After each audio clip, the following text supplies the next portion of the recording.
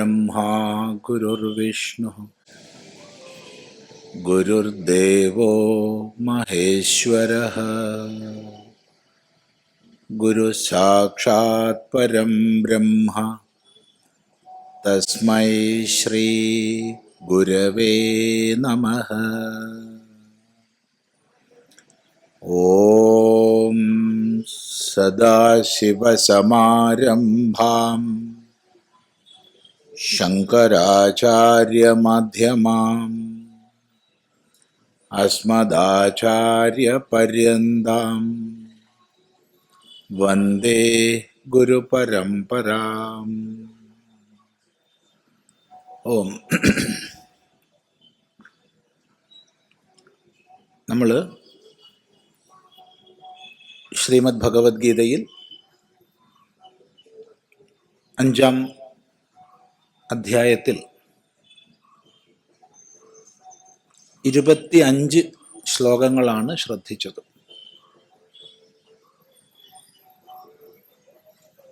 അവിടെ ക്ഷീണകൽമഷന്മാരായ എല്ലാ ചിത്തദോഷങ്ങളും മാലിന്യങ്ങളും നീങ്ങിയവരായ, ഭേദബുദ്ധി ഇല്ലാത്തവരായ, തൻ്റെ ഇന്ദ്രിയ മനോബുദ്ധികളെയെല്ലാം സ്വന്തം നിയന്ത്രണത്തിൽ വെച്ചിട്ടുള്ളതായ, സർവോപരി സർവ ജീവജാലങ്ങളുടെയും ഹിതത്തിൽ തൽപരന്മാരായ ഋഷിമാര് ബ്രഹ്മനിർവാണത്തെ നേടുന്നു എന്ന് പറഞ്ഞു.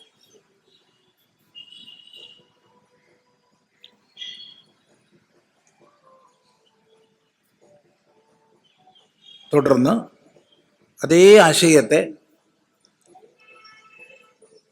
തുടരുകയാണ് അടുത്ത ശ്ലോകം. ഇവിടെ നമ്മൾ ഋഷി ശബ്ദത്തിൻ്റെ വിഭിന്ന അർത്ഥങ്ങൾ ഇന്നലെ ചിന്തിച്ചിട്ടുണ്ട്. സത്യദ്രഷ്ടാവെന്നും മന്ത്രദ്രഷ്ടാവെന്നും ഒക്കെയുള്ള അർത്ഥങ്ങൾ. അതുപോലെ ധാതുവിൻ്റെ അർത്ഥം ചിന്തിച്ചാൽ ഒരു സമാജത്തിന് മുഴുവൻ മാർഗദർശനം നൽകിക്കൊണ്ട് സഞ്ചരിക്കുന്നവരാരോ അവരാണ് ഋഷിമാരെന്ന് ഋഷിഗതൗ എന്നുള്ള ധാത്വർത്ഥം ചിന്തിച്ച് പറഞ്ഞിട്ടുണ്ട്. എന്നാൽ ഈ ശ്ലോകത്തിൻ്റെ ഭാഷ്യത്തിൽ ഭഗവാൻ ഭാഷ്യകാരൻ ശങ്കരാചാര്യസ്വാമികൾ ഋഷി ശബ്ദത്തിന് അർത്ഥം കൽപ്പിച്ചത് ശ്രദ്ധേയമാണ്. ഭാഷ്യകാരൻ പറയും, ഋഷയഃ സമ്യക് ദർശിനഃ സന്യാസിനഃ എന്ന്. സമ്യക് ദർശികൾ, സമ്യക് ദർശി എന്ന് പറഞ്ഞാൽ നല്ലപോലെ കാണുന്നവൻ, കാണേണ്ടതിനെ കാണുന്ന ആൾ, അഥവാ കാണേണ്ടതുപോലെ കാണുന്ന ആൾ. അതാണ് സമ്യക് ദർശി.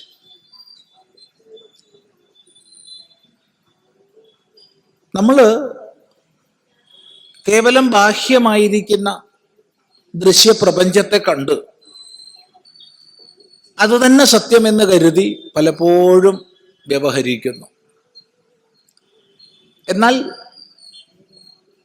ഈ കാണപ്പെടുന്നതിലൂടെ എന്താണ് അടിസ്ഥാനമായ കാരണം? വിഭക്തമായി വിഭിന്നങ്ങളായി വിഭജിക്കപ്പെട്ട് നിലകൊള്ളുന്ന സകലത്തിലൂടെയും അവിഭക്തമായ സത്യം എന്ത് എന്ന് കാണുന്ന ആള് അല്ലാണ് സമ്യക് ദർശി, നല്ലപോലെ കാണുന്ന ആള്. വീണ്ടും അർത്ഥം പറഞ്ഞു അവിടെ സന്യാസി എന്ന്.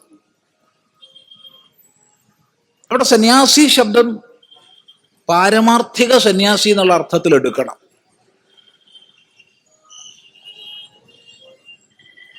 ഞാൻ പറയുകയാണ്, ഞാൻ സന്യാസിയാണ്, കാഷായം ഉടുത്തിരിക്കുന്നു, അല്ലെങ്കിൽ മുട്ട പഠിച്ചിരിക്കുന്നു, വിരജാഹോമം ചെയ്ത് അനന്തരം വിഹിത കർമ്മങ്ങളെയൊക്കെ വിധിപ്രകാരം ഞാൻ ഉപേക്ഷിച്ചിരിക്കുന്നു. അതുകൊണ്ട് ഞാൻ സന്യാസിയാണ്. ശരിയാണ്, ആശ്രമ വ്യവസ്ഥയിൽ സന്യാസിയാണ്. പക്ഷെ അതുകൊണ്ട് പാരമാർത്ഥിക സന്യാസിയാണെന്ന് അർത്ഥമില്ല. പാരമാർത്ഥിക സന്യാസത്തിലേക്കുള്ള സാധനാക്രമത്തിൽ ചരിക്കുന്നു എന്നേ അർത്ഥമുള്ളൂ. ഒരാൾ ബ്രഹ്മചാരിയാണെന്നതുകൊണ്ടോ ഗൃഹസ്ഥനാണെന്നതുകൊണ്ടോ വാനപ്രസ്ഥനാണെന്നതുകൊണ്ടോ സന്യാസി അല്ലെന്നർത്ഥമില്ല. ആശ്രമ വ്യവസ്ഥയിൽ സന്യാസി ആയതുകൊണ്ട് പാരമാർത്ഥിക സന്യാസി ആണെന്നും അർത്ഥമില്ല. അത് പ്രത്യേകം ശ്രദ്ധിക്കേണ്ടതാണ്. സമ്യക് ദർശിനഃ സന്യാസിനഃ, ശരിയായ കാഴ്ചയുള്ള. അതുകൊണ്ട് തന്നെ എനിക്ക് എൻ്റെ എന്ന ഭാവനയോടുകൂടി കാമ്യകർമ്മങ്ങൾ അവയെ മുഴുവൻ അതിക്രമിച്ചിരിക്കുന്ന പാരമാർത്ഥികമായ സദ്വസ്തുവിൽ നിലകൊള്ളുന്ന ആ പാരമാർത്ഥിക സന്യാസത്തെയാണ് ഇവിടെ ചൂണ്ടിക്കാണിച്ചതെന്ന് മനസ്സിലാക്കണം. മറ്റൊന്നുകൂടി പറഞ്ഞേ മതിയാവും. സമ്യക് ദർശിക്ക് സന്യാസം സ്വാഭാവികമാണ്, സഹജമാണ്. കാരണം അവിടെ എൻ്റെ എന്ന മമത്വത്തോടു കൂടിയുള്ള കർമ്മങ്ങൾ താനെ കൊഴിഞ്ഞു പോകും. അയാൾ ബാഹ്യമായി ഏത് ആശ്രമത്തിൽ എന്നുള്ളതല്ല പ്രശ്നം. അയാൾ ആന്തരികമായി പാരമാർത്ഥിക സന്യാസത്തിൽ പ്രതിഷ്ഠിതനാണ്. അങ്ങനെയുള്ള ആൾക്ക് ബ്രഹ്മനിർവാണം നേടുന്നു അയാൾ എന്ന് പറഞ്ഞു. തുടർന്ന് അടുത്ത ശ്ലോകം നോക്കൂ. കാമക്രോധവിയുക്താനാം യതീനാം യതചേതസാം അഭിതോ ബ്രഹ്മനിർവാണം വർത്തത്തെ വിദിതാത്മനാം. കാമക്രോധവിയുക്താനാം യതീനാം യതചേതസാം അഭിതോ ബ്രഹ്മനിർവാണം വർത്തത്തെ വിദിതാത്മനാം. പ്രിയാണ് കാമക്രോധവിയുക്താനാം. കാമക്രോധം ആരിൽ നിന്ന് ഒഴിഞ്ഞിരിക്കുന്നോ അങ്ങനെയുള്ളവർക്ക്, കാമക്രോധരഹിതന്മാർക്ക്, കാമക്രോധങ്ങൾ വിയുക്തങ്ങളായവർക്ക്. ആദ്യം കാമക്രോധങ്ങൾ ഉണ്ടായിരുന്നു. ആദ്യഘട്ടത്തിലെ വിവേകം കൊണ്ടും പിന്നീട് പാരമാർത്ഥിക തത്വദർശനം കൊണ്ടും കാമക്രോധങ്ങൾ തീർത്തും വിട്ടുപോയിരിക്കുന്നു. അങ്ങനെയുള്ളവർക്ക് വീണ്ടും പറയുകയാണ്, യതചേതസാം, അന്തഃകരണത്തെ പൂർണ്ണമായി നിയമിച്ചവർക്ക്, യമം ചെയ്യുന്നവർക്ക്, തൻ്റെ മനസ്സിനെയും ബുദ്ധിയെയും പൂർണ്ണമായി നിയന്ത്രിച്ചവർക്ക്. ഇവിടെ മനസ്സിൻ്റെ നിയന്ത്രണം എന്ന് പറയുമ്പോൾ, നിയമനം എന്ന് പറയുമ്പോൾ സ്വാഭാവികമായി അത് ഇന്ദ്രിയ നിയന്ത്രണത്തെ അപേക്ഷിക്കുന്നു. ഇന്ദ്രിയ നിയന്ത്രണം എന്ന് പറയുമ്പോൾ അത് സ്വാഭാവികമായും മനോനിയന്ത്രണത്തെ അപേക്ഷിക്കുന്നു. കാരണം ഇവ രണ്ടും പരസ്പരം ബന്ധപ്പെട്ടിട്ടാണ്. മനസ്സ് ഇന്ദ്രിയങ്ങളെ വിഷയങ്ങളിലേക്ക് തള്ളിവിടുന്നു, ഇന്ദ്രിയങ്ങളാകട്ടെ മനസ്സിനെ വിഷയങ്ങളിലേക്ക് വലിക്കുന്നു. ഇത് രണ്ടും ഒന്നിച്ചു നടക്കുന്ന പ്രക്രിയയാണ്.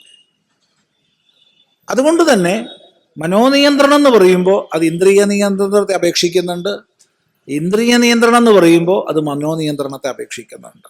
ഏതായാലും ഇവിടെ യതചേതസാം, അന്തഃകരണത്തെ മനോബുദ്ധികളെ നിയമിച്ചവർക്ക്. ആർക്ക്? വീണ്ടും പറയുന്നു, വിദിതാത്മനാം, വിദിതാത്മാക്കൾക്ക്. വിദിതാത്മാക്കൾ എന്ന് പറഞ്ഞാൽ അറിഞ്ഞവർക്ക്, അറിവോടൊത്തവർക്ക്. അവിടെ വിദിതാത്മാ എന്നുള്ളതിനെ നമുക്ക് രണ്ട് രീതിയിൽ വിഗ്രഹിക്കാം.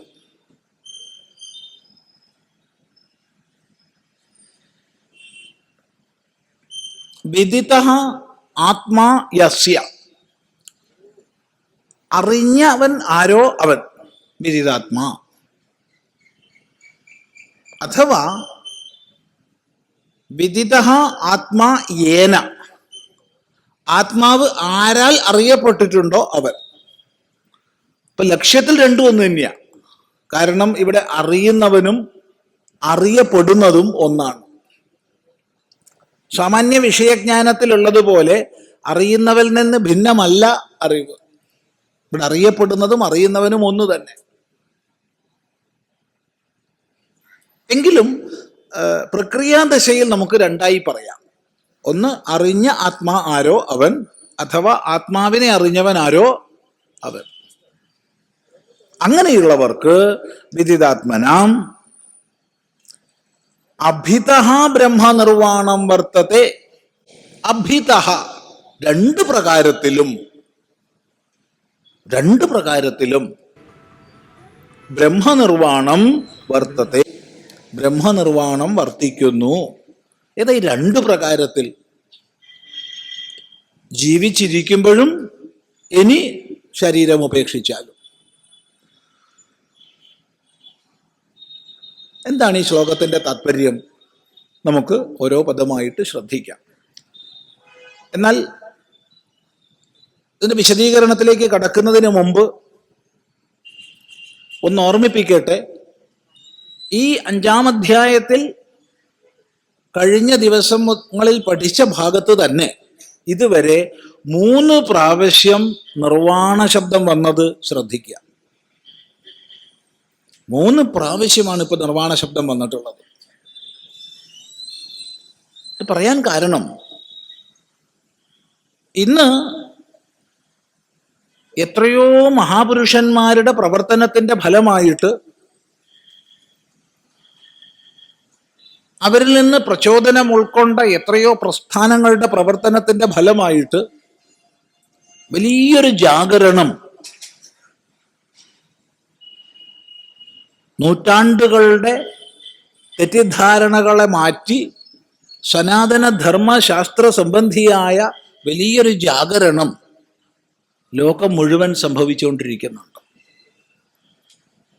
ഇതൊരു ഭാഗത്ത് നടക്കുമ്പോൾ മറ്റൊരു ഭാഗത്ത് എങ്ങനെയെല്ലാം വ്യാമോഹം ജനിപ്പിച്ച് അതിനെ ഇല്ലാതാക്കണം എന്നുള്ളതിനുള്ള പരിശ്രമങ്ങളും നടക്കുന്നുണ്ട്. ഇത് രണ്ടും വേണം, തീർച്ചയായിട്ടും വേണം, തീർച്ചയായിട്ടും വേണ്ടത് തന്നെയാണ്. അതിൻ്റെ ഭാഗമാണ് ഏതെങ്കിലും ഒരു ക്ഷേത്രം കണ്ടു കഴിഞ്ഞാൽ അവിടെ അനേകം പേര് ഉപാസിക്കുന്ന, ദർശനം ചെയ്യുന്നൊരു സംവിധാനക്രമം വന്നു കഴിഞ്ഞാൽ ഒട്ടനെ പറയും ഇത് ബൗദ്ധക്ഷേത്രമാണ്, ഇത് പിന്നീട് പിടിച്ചടക്കപ്പെട്ടതാണ് എന്നൊക്കെ. അതുപോലെ തന്നെയാണ് ശാസ്ത്രങ്ങളിലെ സംജ്ഞകളെ സംബന്ധിച്ച്. ഇത് ബൗദ്ധ സംജ്ഞയാണ്.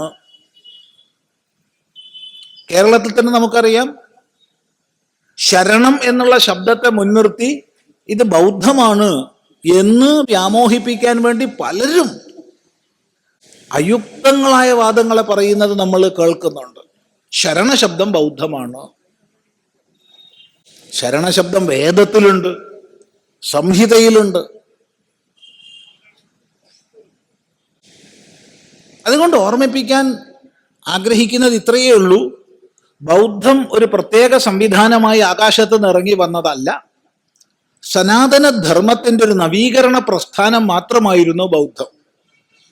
ശ്രീ ബുദ്ധ ഭഗവാൻ എന്തൊക്കെ ഉപദേശിച്ചിട്ടുണ്ടോ അതൊക്കെ ഇവിടെ ഉണ്ടായിരുന്ന സംജ്ഞകൾ ഉപയോഗിച്ചിട്ടാണ്, ഇവിടെ ഉണ്ടായിരുന്ന സങ്കേതങ്ങൾ ഉപയോഗിച്ചിട്ടാണ്. ഇപ്പൊ നിർവാണ ശബ്ദം, ശരണശബ്ദം, ഇതൊക്കെ ബൗദ്ധമെന്ന് പറയുന്നവരോട് ഒന്നേ പറയാനുള്ളൂ, അത്യബദ്ധം. ശ്രീബുദ്ധനും 2.5 സഹസ്രാബ്ദങ്ങൾക്ക് മുമ്പാണ് ഭഗവത്ഗീതയുടെ കാലഘട്ടം.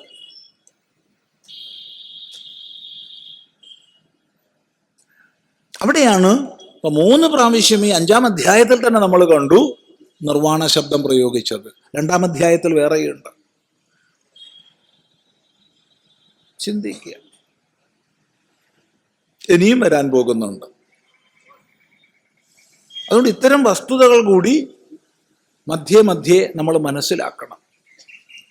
കാരണം വേദാന്ത ബോധത്തോടൊപ്പം തന്നെ വേദാന്ത ശാസ്ത്രങ്ങളിൽ പറഞ്ഞ ശബ്ദങ്ങളെ പിൻപറ്റി ഉറച്ച ധർമ്മ അഭിമാനവും അറിവും നമുക്കുണ്ടാവുമ്പോൾ ഒരിക്കലും നമ്മെ തെറ്റിദ്ധരിപ്പിക്കാൻ ആർക്കും സാധിക്കില്ല. സാന്ദർഭികമായി പറഞ്ഞെന്ന് മാത്രം നിർവാണ ശബ്ദം വീണ്ടും വീണ്ടും ആവർത്തിച്ച് കാണുന്നത് കൊണ്ട്. നോക്കൂ, കാമക്രോധവിയുക്തന്മാർക്ക്, കാമം ക്രോധം നമ്മൾ കഴിഞ്ഞ ദിവസം വിശദമായി ചിന്തിച്ചു. സുഖപ്രാപ്തിക്കായിക്കൊണ്ട് അപ്രാപ്തമായ വസ്തുവെ, വിഷയത്തെ, വ്യക്തിയെ എന്തോ ആവട്ടെ ആഗ്രഹിക്കുന്നതാണ് കാമമെന്നും, ഏതെങ്കിലും പ്രകാരത്തിൽ അത് തടയപ്പെടുമ്പോൾ ഉണ്ടാവുന്ന മാനസിക സംക്ഷോഭമാണ് ക്രോധമെന്നും, പ്രതികൂലമാകും എന്ന സങ്കല്പത്തോടുകൂടി എന്തിനെയെങ്കിലും അകറ്റാനുള്ള ത്വരയും ക്രോധത്തിൻ്റെ ഒരു ഭാവമാണെന്നൊക്കെ നമ്മൾ കഴിഞ്ഞ ദിവസങ്ങളിൽ ചിന്തിക്കേണ്ടായി. ഈ കാമക്രോധങ്ങളെ ആര് തീർത്തും ജയിച്ചിരിക്കുന്നോ,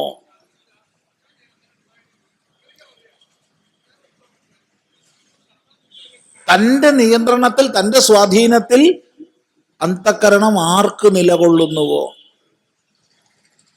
ഇവിടെ ശ്രദ്ധിക്കേണ്ടത് സാധകനെ സംബന്ധിച്ച് നിരന്തര അഭ്യാസത്തിലൂടെ നേടിയെടുക്കേണ്ടതാണത്.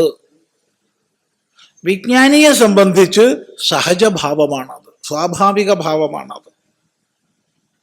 ഇപ്പൊ സാധകന് കാമം ഉണ്ടാവില്ല, സാധകന് ക്രോധം ഉണ്ടാവില്ല എന്ന് പറയരുത്.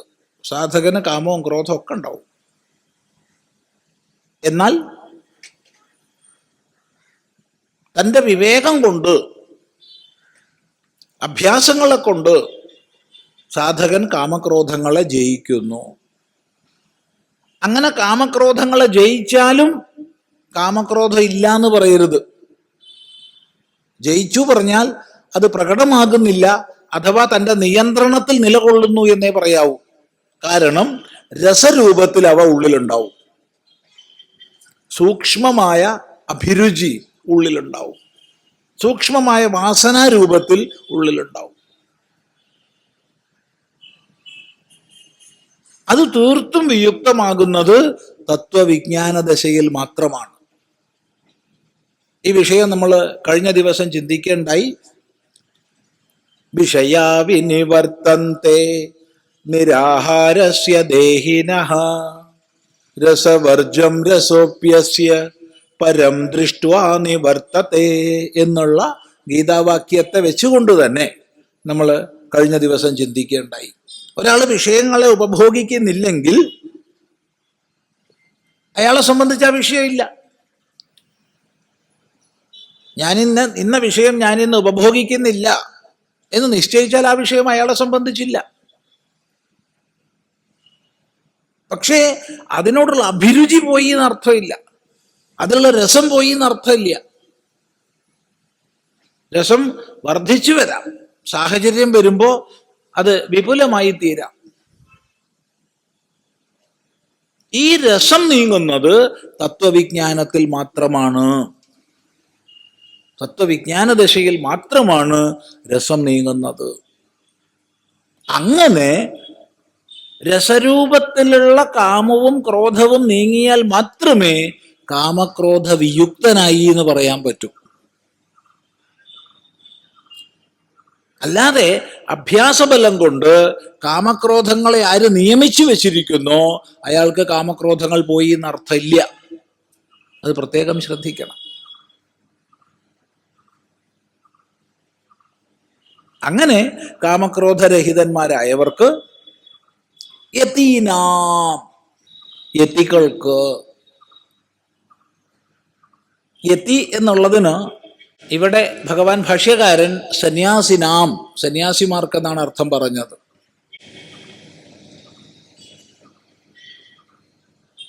അപ്പൊ ഞങ്ങളെ സംബന്ധിക്കുന്നതല്ലല്ലോ, നമ്മളെ സംബന്ധിക്കുന്നതല്ലല്ലോ, പിന്നെ ഞങ്ങൾ എന്തിനാ ഇതൊക്കെ പഠിക്കുന്നേ എന്നാരും ചിന്തിക്കേണ്ടതില്ല. മറിച്ച് ആര് ഇന്ദ്രിയ മനോബുദ്ധികളാകുന്ന തൻ്റെ ഉപാധികളെ നിയമിക്കുന്നുണ്ടോ അവരാണ് യതികൾ. ജീവിതത്തിൽ ഏതൊരു മേഖലയിൽ വിജയം വേണമെങ്കിലും നമ്മുടെ കരണങ്ങൾ നമ്മുടെ നിയന്ത്രണത്തിലായിരിക്കണം. അനിയന്ത്രിതമായി അങ്ങുമിങ്ങും പരക്കം പായുന്ന ഇന്ദ്രിയ മനോബുദ്ധികളോടുകൂടി ആർക്കും ഒരു മേഖലയിലും വിജയിക്കാൻ പറ്റില്ല. അപ്പൊ മനോനിയന്ത്രണം ചെയ്യുന്നവര്, ഇന്ദ്രിയങ്ങളെ സ്വാധീനത്തിലാക്കുന്നവര്,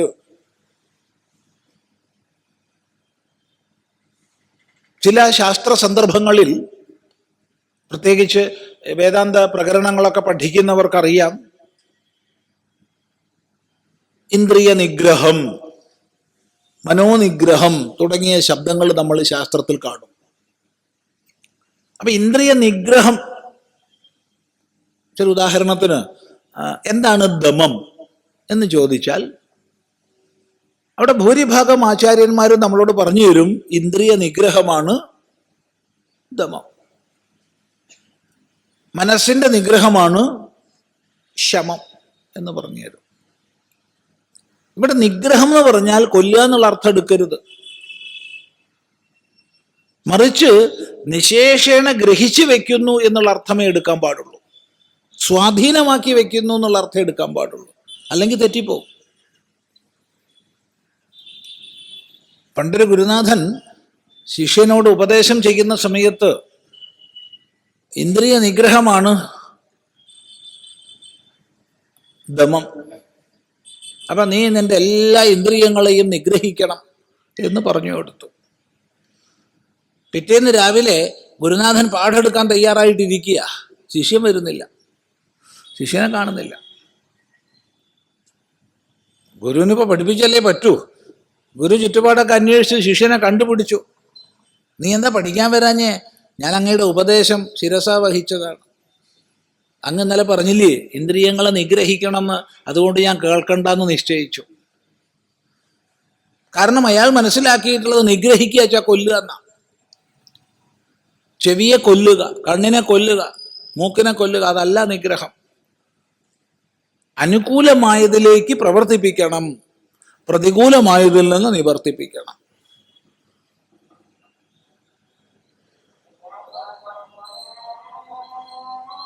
ഈ വിഷയം ഒരു സാധകന് ഉൾക്കൊള്ളാവുന്ന വിധത്തിൽ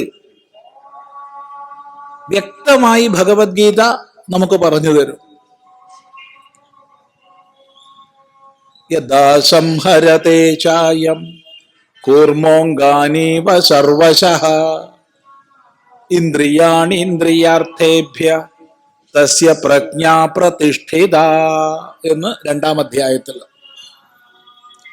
എങ്ങനെയാണോ ആമ തൻ്റെ അംഗങ്ങളെ ഉൾവലിക്കുന്നത്, അതുപോലെ ഇന്ദ്രിയങ്ങളെ വിഷയങ്ങളിൽ നിന്ന് ഉപസംഹരിക്കുന്നവൻ വിജ്ഞാനിയായി തീരുന്നു, സ്ഥിതപ്രജ്ഞനായി തീരുന്നു എന്ന്. ഇതിനേക്കാൾ മനോഹരമായൊരു ഉപമ പറയാൻ വയ്യ. കാരണം ആമ തൻ്റെ അംഗങ്ങളെ എപ്പോഴും ഉൾവലിക്കുന്നില്ല,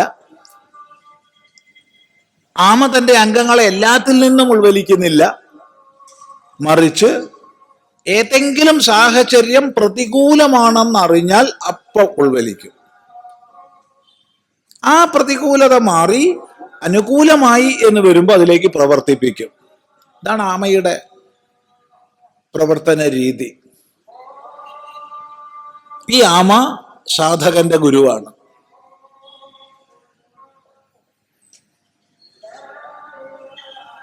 അതുകൊണ്ടല്ലേ ക്ഷേത്രങ്ങളിലൊക്കെ ദീപസ്തംഭത്തിന്റെ അടിയിൽ ഈ ആമയെ വെച്ചിട്ടുള്ളത്? ഈ ദീപം നമുക്കുള്ളിൽ പ്രോജ്വലിക്കണമെങ്കിൽ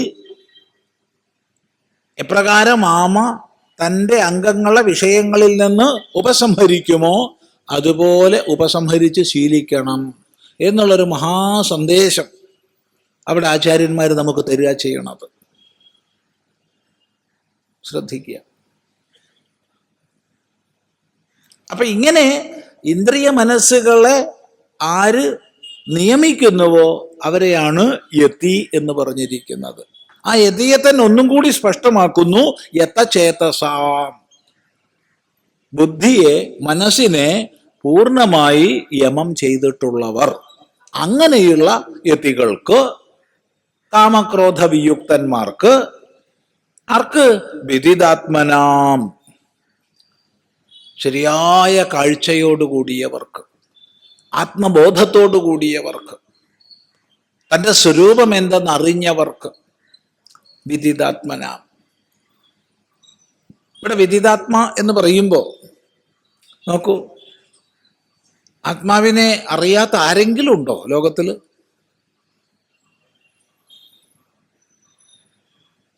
ഞാൻ എന്നുള്ള അറിവില്ലാത്ത ആരെങ്കിലും ഉണ്ടോ? ഈ കൂട്ടത്തിൽ ആർക്കെങ്കിലും ഞാൻ ഇല്ല എന്ന അറിവോ ഞാൻ ഉണ്ടോ എന്ന സംശയമോ ഉണ്ടോ? ഇല്ല. എന്താ അഭിപ്രായം? ഞാൻ ഉണ്ടോ എന്നുള്ള സംശയമുള്ള ആരെങ്കിലും കൂട്ടത്തിലുണ്ടോ? ഉണ്ടാവില്ല. ഞാൻ ഇല്ല എന്നുള്ള അറിവുള്ള ആരെങ്കിലും കൂട്ടത്തിലുണ്ടോ? ഉണ്ടാവില്ല. പണ്ഡിതനെന്നോ പാമരനെന്നോ വ്യത്യാസമില്ല. എല്ലാവരും തന്നെ അറിയുന്നുണ്ട്. തന്നെ അറിയാത്ത ആരുമില്ല. എന്നാൽ പ്രശ്നം തന്നെ വേർതിരിച്ചറിയുന്നില്ല. തന്നെ മനസ്സിലാക്കിയിട്ടുള്ളത് ശരീര ഇന്ദ്രിയ മനോബുദ്ധികളോട് ചേർത്താണ്. ഏതൊരു കൊച്ചുകുട്ടി പോലും എൻ്റെ എന്ന് എന്തിനെ കുറിച്ച് പറയുമോ അതിനെ സംബന്ധിച്ചാണ് നമ്മൾ ഞാൻ എന്ന് മനസ്സിലാക്കി വെക്കുന്നത്. നമുക്കറിയാം ഇത് ഞാനല്ല, ഇത് എൻ്റെതാണ് എന്ന്. മാത്രമല്ല, എൻ്റെ എന്ന് പറയപ്പെടുന്നത് ഒരിക്കലും ഞാനാവില്ലല്ലോ. അതിന് ഉടമസ്ഥനായി, അതിന് സ്വാമിയായി, സാക്ഷിയായി ഞാൻ നിലകൊള്ളുകയാണല്ലോ. എൻ്റെ കണ്ണട, അല്ലെങ്കിൽ എൻ്റെ മാല, അല്ലെങ്കിൽ എൻ്റെ വസ്ത്രം എന്ന് ഞാൻ പറയുന്ന സമയത്ത് അതിൽ നിന്ന് ഭിന്നനാണ് ഞാൻ എന്നുള്ളത് കൊച്ചുകുട്ടിക്ക് പോലും അറിയാം. എന്നാൽ എന്താ സംഭവിക്കുന്നേ? അറിയാതെ താതാത്മ്യപ്പെട്ട് ഇത് തന്നെ ഞാൻ എന്നുള്ള ഭ്രാന്തിജ്ഞാനം നമുക്ക് വന്നിരിക്കുക. അതുകൊണ്ട് ആരും ആത്മാവിനെ അറിയാത്തവരല്ല. പിന്നെ എവിടെയാ പ്രശ്നം? കലർന്നറിയുന്നവരാ. ഈ കലർന്ന അവസ്ഥയൊന്ന് മാറ്റി കേവലമായിട്ട് അറിയണം, വേർതിരിച്ചറിയണം. അതിനാണ് വിവേകാഭ്യാസം. ആ വിവേകാഭ്യാസത്തിൽ നമുക്ക് മാർഗം ദർശിപ്പിക്കാനാണ് ശാസ്ത്രങ്ങള്, ഗുരുനാഥന്മാര്.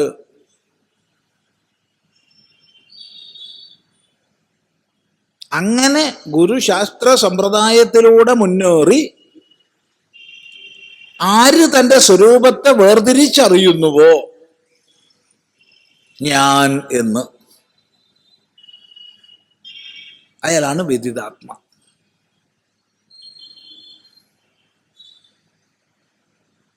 അജ്ഞാനിയും വിജ്ഞാനിയും ഞാനെന്നറിയുന്നുണ്ട്. അജ്ഞാനിക്കും ഞാനെന്നറിവുണ്ട്, വിജ്ഞാനിക്കും ഞാനെന്നറിവുണ്ട്. പിന്നെന്താ വ്യത്യാസം? കലർന്നറിയുന്നു, വേർതിരിച്ചറിയുന്നു, അത്രയേ ഉള്ളൂ. അങ്ങനെ തൻ്റെ സ്വരൂപത്തെ ആരറിഞ്ഞിരിക്കുന്നുവോ അങ്ങനെയുള്ള വിദിതാത്മാക്കൾക്ക് ബ്രഹ്മനിർവാണം അഭിതഃ വർത്തതേ. അഭിതഃ രണ്ട് പ്രകാരത്തിലും. ഭഗവാൻ ഭാഷ്യകാരൻ പറഞ്ഞു തരും, ജീവതാം മൃതാനാം ച, ജീവിച്ചിരിക്കുമ്പോഴും മരിക്കുമ്പോഴും.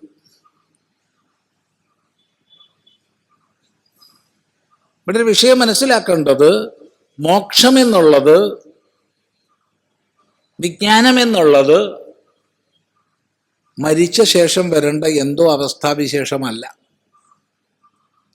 മോക്ഷം എന്നത് മരിച്ചിട്ട് കിട്ടുന്നതുമല്ല.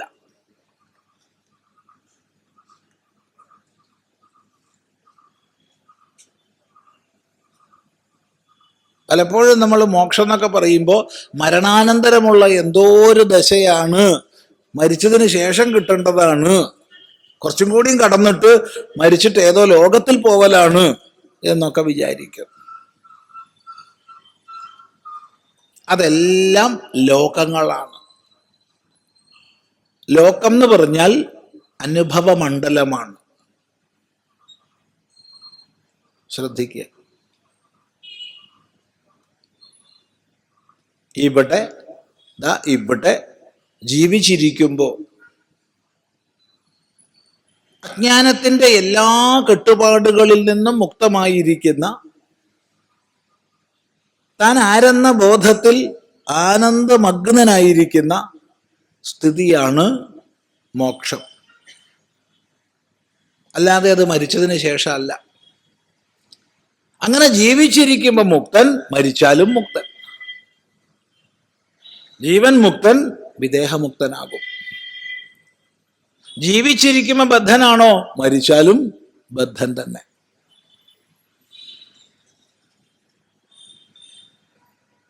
മരിച്ചിട്ടൊരിക്കലും മോക്ഷമില്ല.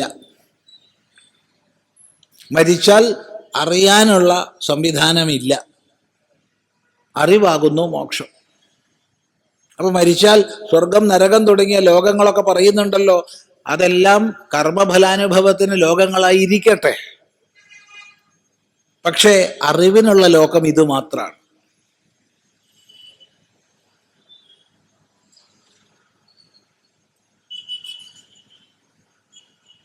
എന്ന് മാത്രമല്ല, ഉപനിഷത്ത് ഇത്ര വരെ പറയുന്നുണ്ട്, ലോകങ്ങളിൽ വെച്ച് ഏറ്റവും പരമമായ ബ്രഹ്മലോകത്തിൽ എത്തിയാൽ പോലും മനുഷ്യ ജീവിതത്തിലുള്ള അത്ര ജ്ഞാനസാമർഥ്യമില്ല. യഥാപ്സു പരീവദൃശേ തഥാ ഗന്ധർവലോകേ ഛായാതപയോരിവ ബ്രഹ്മലോകേ എന്ന് വ്യക്തമായി ഉപനിഷത്ത് പ്രഖ്യാപിക്കും. ദേവലോകത്തിൽ എത്തിക്കഴിഞ്ഞാൽ, സാമാന്യ ദേവലോകത്തിൽ ഗന്ധർവലോകത്തിലൊക്കെ എത്തിക്കഴിഞ്ഞാൽ, വെള്ളത്തിൻ്റെ മുകളിൽ തൻ്റെ പ്രതിബിംബം കാണുന്നത് പോലെ ജ്ഞാനസാമർഥ്യം കണ്ടേക്കാം. വെയിലും നിഴലും പോലെ ജ്ഞാനസാമർഥ്യം ബ്രഹ്മലോകത്തിൽ കണ്ടേക്കാം.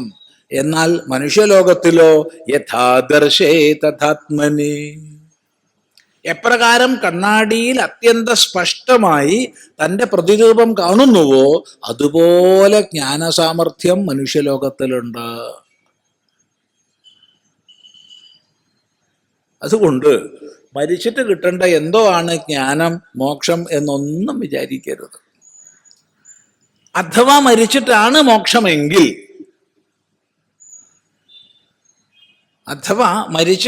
മോക്ഷമെങ്കിൽ, ഞാൻ ഇതിലൊന്നും വിശ്വസിക്കാനില്ല. ഈ ഒരു പുസ്തകത്തിലും വിശ്വസിക്കൂല. എന്താ കാരണം? എന്നോട് ഉപദേശിച്ച ഗുരുനാഥന്മാര് മരിച്ചവരല്ല, ജീവിച്ചിരുന്നവരാ. എല്ലാ തലമുറകളിലും ഉപദേശിച്ച ഗുരുനാഥന്മാര് ജീവിച്ചിരുന്നവരാ. മരിച്ചാരെങ്കിലും അങ്ങനെ ഉപദേശിച്ചിട്ടുണ്ടോ? അറിയില്ല. ഇല്ല. ജീവിച്ചിരുന്നവരെങ്ങനെയാ മരിച്ചതിനെ കുറിച്ച് അറിയുന്നേ?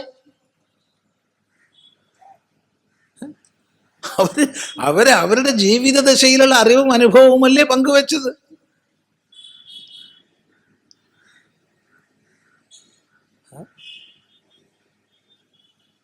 ചിലരൊക്കെ ലോകാന്തരങ്ങളെ കുറിച്ചൊക്കെ പ്രസംഗിക്കണത് കേട്ടാലുണ്ടല്ലോ, നമുക്കിങ്ങനെ ആവേശം കൊള്ളും. സ്വർഗത്ത് പോയാൽ അങ്ങനെയാണ്, നരകത്ത് പോയാൽ ഇങ്ങനെയാണെന്നൊക്കെ പറഞ്ഞിട്ട് ഇതപ്പോൾ കണ്ടുകെട്ട് വരാൻ തോന്നും ആ പറച്ചിൽ കേട്ടാൽ. അവിടെ ഹിന്ദു, ക്രിസ്ത്യൻ, മുസ്ലിം വ്യത്യാസമൊന്നുമില്ല. എല്ലാവർക്കും ഉണ്ട് ഈ സ്വർഗവും നരകമൊക്കെ. പല ജാതി സ്വർഗങ്ങൾ, പല ജാതി നരകങ്ങൾ.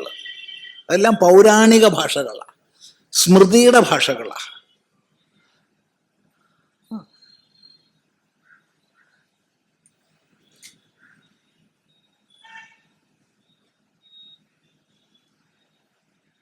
എന്നാൽ വേദാന്തം മരണാനന്തരമോ ലോകാന്തരത്തിലുള്ളതോ ആയ വിഷയമല്ല ഉപദേശിക്കുന്നത്. ദാ ഇവിടെ ഇവിടെ ഈ ഹൈവതൈർജിത സർഗ അത്രൈവ സർവേ പ്രവിലീയന്തി കാമാഹ എന്നെല്ലാം ആവർത്തിച്ച് ഇവിടെ തന്നെ എന്ന് പറയും. ആ കൃതാർത്ഥതയുടെ നിറവിലിരുന്നു കൊണ്ടാണ് വിജ്ഞാനികൾ നമുക്ക് അറിവിനെ കൈമാറിയത്.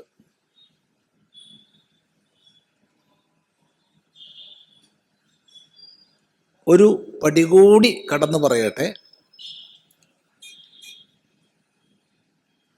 പാരമാർത്ഥികമായ സത്യത്തെ സംബന്ധിച്ച് നമുക്കെല്ലാം പരമപ്രമാണമായിരിക്കുന്നത് വേദാന്തമാണ്, വേദമാണ്.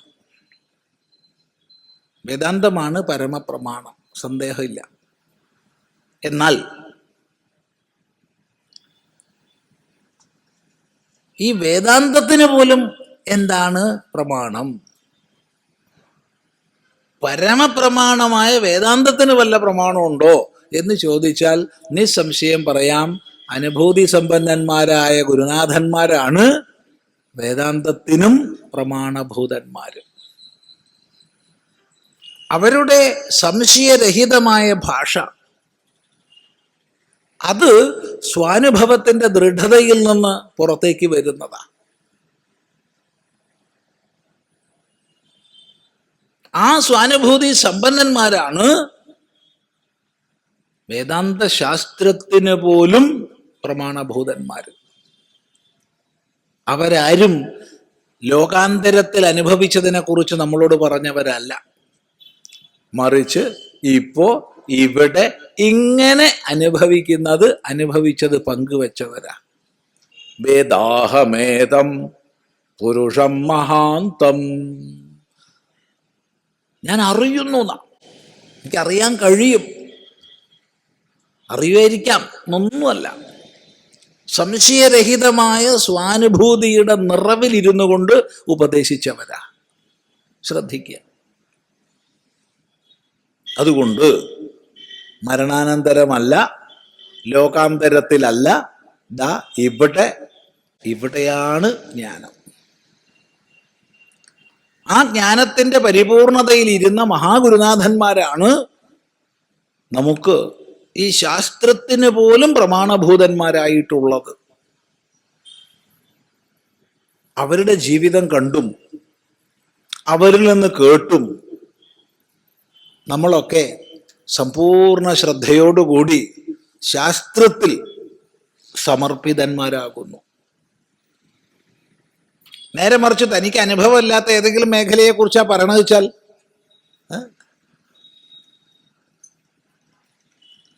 ഈ പറയുന്ന നമ്മളോട് തന്നെ പലപ്പോഴും പല സ്ഥലങ്ങളിൽ നിന്ന് ചോദ്യം വന്നിട്ടുണ്ട്. സ്വാമി, സ്വർഗത്തെക്കുറിച്ച് ഒന്ന് വിസ്തരിക്കുമോ? ഇപ്പോഴൊക്കെ ഒറ്റ മറുപടിയേ നമ്മൾ പറയാറുള്ളൂ. തീർച്ചയായിട്ടും വിസ്തരിക്കാം, വർണ്ണിക്കാം. പക്ഷെ 3 വ്യവസ്ഥയുണ്ട്. 1, നിങ്ങൾ മരിക്കണം. 2, ഞാൻ മരിക്കണം. 3, മരിച്ച ശേഷം നമ്മൾ കണ്ടുമുട്ടണം. അല്ലാണ്ട് എങ്ങനെയാ സ്വർഗത്തെക്കുറിച്ച് ഞാൻ പറയുക? പുരാണത്തിൽ എഴുതി വെച്ചത് പറഞ്ഞാൽ മതി വെച്ചാൽ ഞാനിപ്പോ 2 മണിക്കൂർ ഇപ്പൊ പ്രസംഗിച്ചു തരാം. ഗന്ധർവന്മാരുടെ പാട്ടുകളും അപ്സരസുകളും നൃത്തങ്ങളും എന്താ ഉച്ചൈശ്രവസിന്റെ ഒക്കെ കളറെന്നറിയോ? നല്ല തൂവെള്ള വേറൊരു വർണ്ണത്തിന്റെ ഒരു കണികല്യാന്നേ. ഇരാവതത്തെയൊക്കെ കണ്ടാലുണ്ടല്ലോ എന്താ കഥ. ഞാൻ 2 മണിക്കൂർ ഇവിടെ ഇരുന്ന് പ്രസംഗിച്ചു തരാം. ഇനി നരകം അതിനേക്കാൾ കൂടുതലാണ്. കാരണം 10-24 തരം നരകങ്ങൾ ഒരുപാടുണ്ട്. ഇങ്ങനെ എന്താ പറയേണ്ടത്, അടിയിലിങ്ങനെ തിളച്ച എണ്ണയും അതിൻ്റെ മുകളിൽ കൂടെ തലമുടിയുടെ മുകളിൽ കൂടെ നടത്തുന്നതും എന്താ കഥ ഓരോന്നും.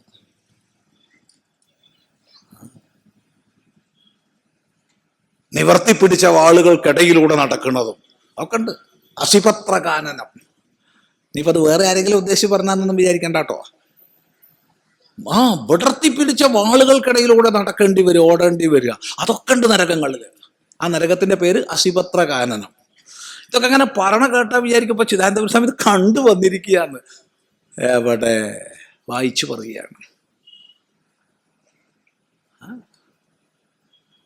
അപ്പൊ അങ്ങനെ ഈ ലോകത്തിൽ തനിക്ക് അനുഭവിക്കാൻ കഴിയാത്ത എന്തിനെക്കുറിച്ചെങ്കിലും ആരെങ്കിലും വാചാലമായി ചമൽക്കാരമായി പറയുന്നുണ്ടെങ്കിൽ കേൾക്കുക, ചിരിക്കുക എന്നല്ലാതെ വേറെ ഒന്നും പറയാനില്ല. എതിർക്കാനൊന്നും പോകരുത്, അതിൻ്റെ ആവശ്യമില്ല. സന്തോഷം.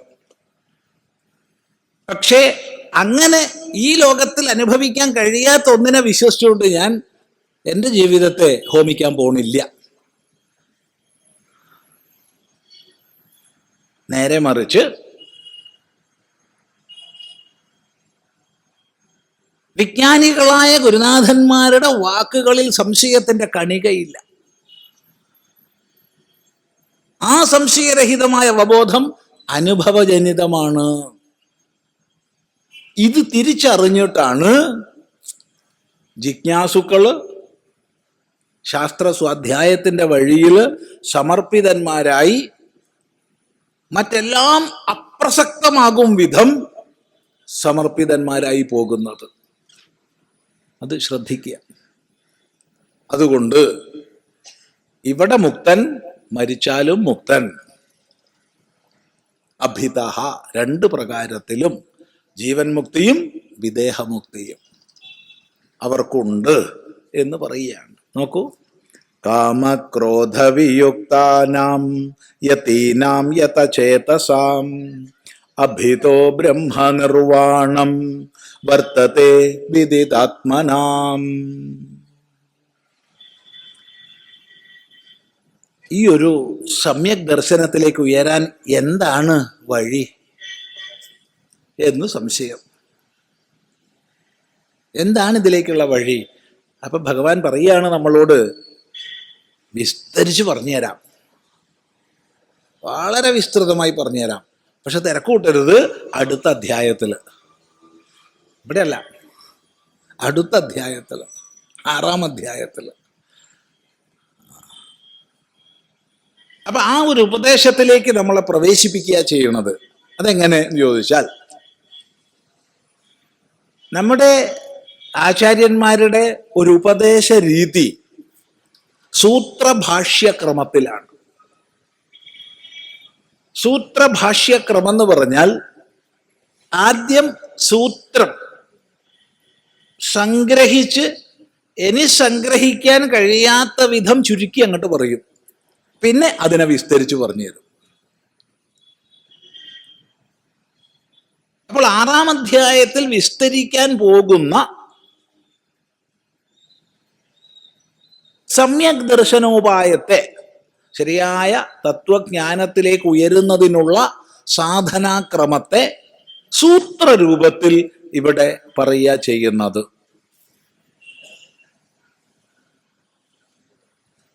അടുത്ത ശ്ലോകങ്ങളെ പരിചയപ്പെടുത്തിക്കൊണ്ട് ഭഗവാൻ ഭാഷ്യകാരൻ പറയും, അഥ ഇദാനിം ധ്യാനയോഗം സമ്യക് ദർശനസ്യ അന്തരംഗം വിസ്തരേണ വക്ഷ്യാമീതി തസ്യ സൂത്രസ്ഥാനീയാൻ ശ്ലോകാൻ ഉപദിശതി സ്മ. ഈ പറഞ്ഞ സമ്യക് ദർശനത്തിന്റെ അന്തരംഗ സാധനയായ ധ്യാനത്തെ വിസ്തരിച്ചു പറയാം അടുത്ത അധ്യായത്തിൽ എന്ന് വിചാരിച്ച് അതിൻ്റെ സൂത്രസ്ഥാനീയങ്ങളായ ശ്ലോകങ്ങളെ ഇവിടെ പറയുന്നു, ചുരുക്കിയിട്ട്. അതെന്താ നോക്കൂ, 2 ശ്ലോകങ്ങൾ. സ്പർശാൻ കൃത്വാ ബഹിർബാഹ്യാൻ ചക്ഷുശ്ചൈവാന്തരേ ഭ്രുവോഃ പ്രാണാപാനൗ സമൗ കൃത്വാ നാസാഭ്യന്തരചാരിണൗ യതേന്ദ്രിയ മനോബുദ്ധിഃ മുനിർമോക്ഷപരായണഃ വിഗതേച്ഛാഭയക്രോധോ യഃ സദാ മുക്ത ഏവ സഃ. 2 ശ്ലോകം ഒന്നിച്ച് പഠിക്കണം. നോക്കൂ, സ്പർശാൻ കൃത്വാ ബഹിർബാഹ്യാൻ.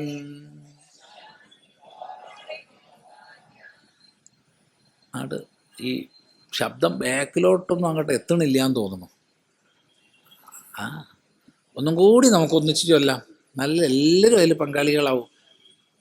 തെറ്റുമെന്നൊന്നും ചിന്തിക്കേണ്ട. ചിലർക്ക് അങ്ങനെ ഉണ്ടാവും, ഞാൻ സംസ്കൃതം ചൊല്ലുമ്പോൾ തെറ്റിയാലോ, ഒരു പ്രശ്നവുമില്ല, എന്നാലും ചൊല്ലു തന്നെ, തെറ്റൊന്നുമില്ല. തെറ്റിയിട്ടല്ലേ നമുക്ക് ശരിയാക്കാൻ പറ്റൂ, വീണാലല്ലേ എഴുന്നേറ്റ് നടക്കാൻ പറ്റൂ. സ്പർശാൻ കൃത്വാ ബഹിർബാഹ്യാൻ ചക്ഷുശ്ചൈവാന്തരേ ഭ്രുവോഃ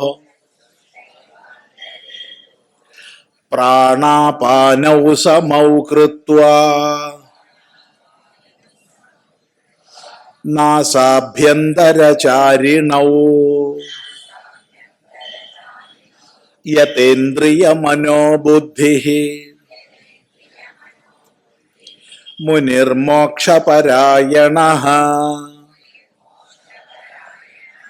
വിഗതേച്ഛാഭയക്രോധോ യഃ സദാ മുക്ത ഏവ സഃ. യഹ യാതൊരാൾ സ്പർശാൻ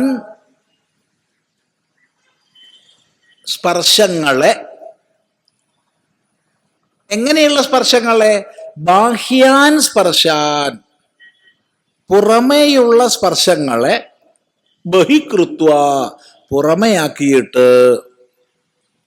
ഇത് വല്ലാത്തൊരു പ്രയോഗമാണ്. പുറത്തുള്ളതിനെ അകത്താക്കുക എന്ന് പറയാം, എന്നാൽ എല്ലാവർക്കും അർത്ഥം മനസ്സിലാവും. അകത്തുള്ളതിനെ പുറത്താക്കുക എന്നും പറയാം, അപ്പോഴും അർത്ഥം മനസ്സിലാവും. എന്നാൽ ഭഗവാൻ പറഞ്ഞത് പുറത്തുള്ളതിനെ പുറത്താക്കിയിട്ടെന്ന. ഇതെന്തൊരു പ്രയോഗം അത്? അകത്തുള്ളതിനെ പുറത്താക്കുക എന്ന് പറയാം, നമുക്ക് മനസ്സിലാക്കാൻ പറ്റും. അല്ലെങ്കിൽ പുറത്തുള്ളതിനെ അകത്താക്കുക എന്ന് പറഞ്ഞാലും മനസ്സിലാക്കാം. ഇതെന്താ പറഞ്ഞത്? പുറത്തുള്ളതിനെ പുറത്താക്കിയിട്ട്. ബാഹ്യാൻ സ്പർശാൻ ബഹികൃത്വ.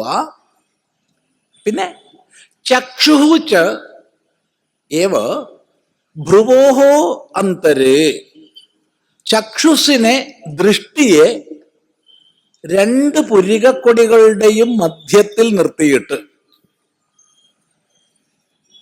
കൃത്വ, കൃത്വ എന്നുള്ളതിന് അവിടെയും ചേർക്കുക. അപ്പൊ ദൃഷ്ടിയെ രണ്ട് പുരികങ്ങളുടെയും മധ്യത്തിൽ നിർത്തിയിട്ട്, പിന്നെ പ്രാണാപാനവും സമൗ കൃത്വ, പ്രാണാപാനങ്ങളെ സമങ്ങളാക്കിയിട്ട്, സമീകരിച്ചിട്ട്. പ്രാണാപാനങ്ങൾ എങ്ങനെയാ സമാക്കുക? നമുക്ക് സംശയം വരും. സംശയം വരാൻ കാരണം പ്രാണാപാനങ്ങളുടെയൊക്കെ സ്ഥാനങ്ങളെക്കുറിച്ച് പഠിച്ചു കഴിഞ്ഞാൽ തീർച്ചയായിട്ടും പ്രാണാപാനങ്ങളെ സമമാക്കുക എന്ന് ആര് പറഞ്ഞാലും നമുക്ക് സംശയം വരും, ഇതെങ്ങനെയാ ശരിയാവുക. അതുകൊണ്ട് ഭഗവാൻ തന്നെ അവിടെ സ്പഷ്ടമാക്കുകയാണ്, നാസാഭ്യന്തരചാരിണൗ, മൂക്കിൻ്റെ ഉള്ളിലൂടെ സഞ്ചരിക്കുന്നവരായ ഇവരെ രണ്ടുപേരെയും സമമാക്കിയിട്ട്.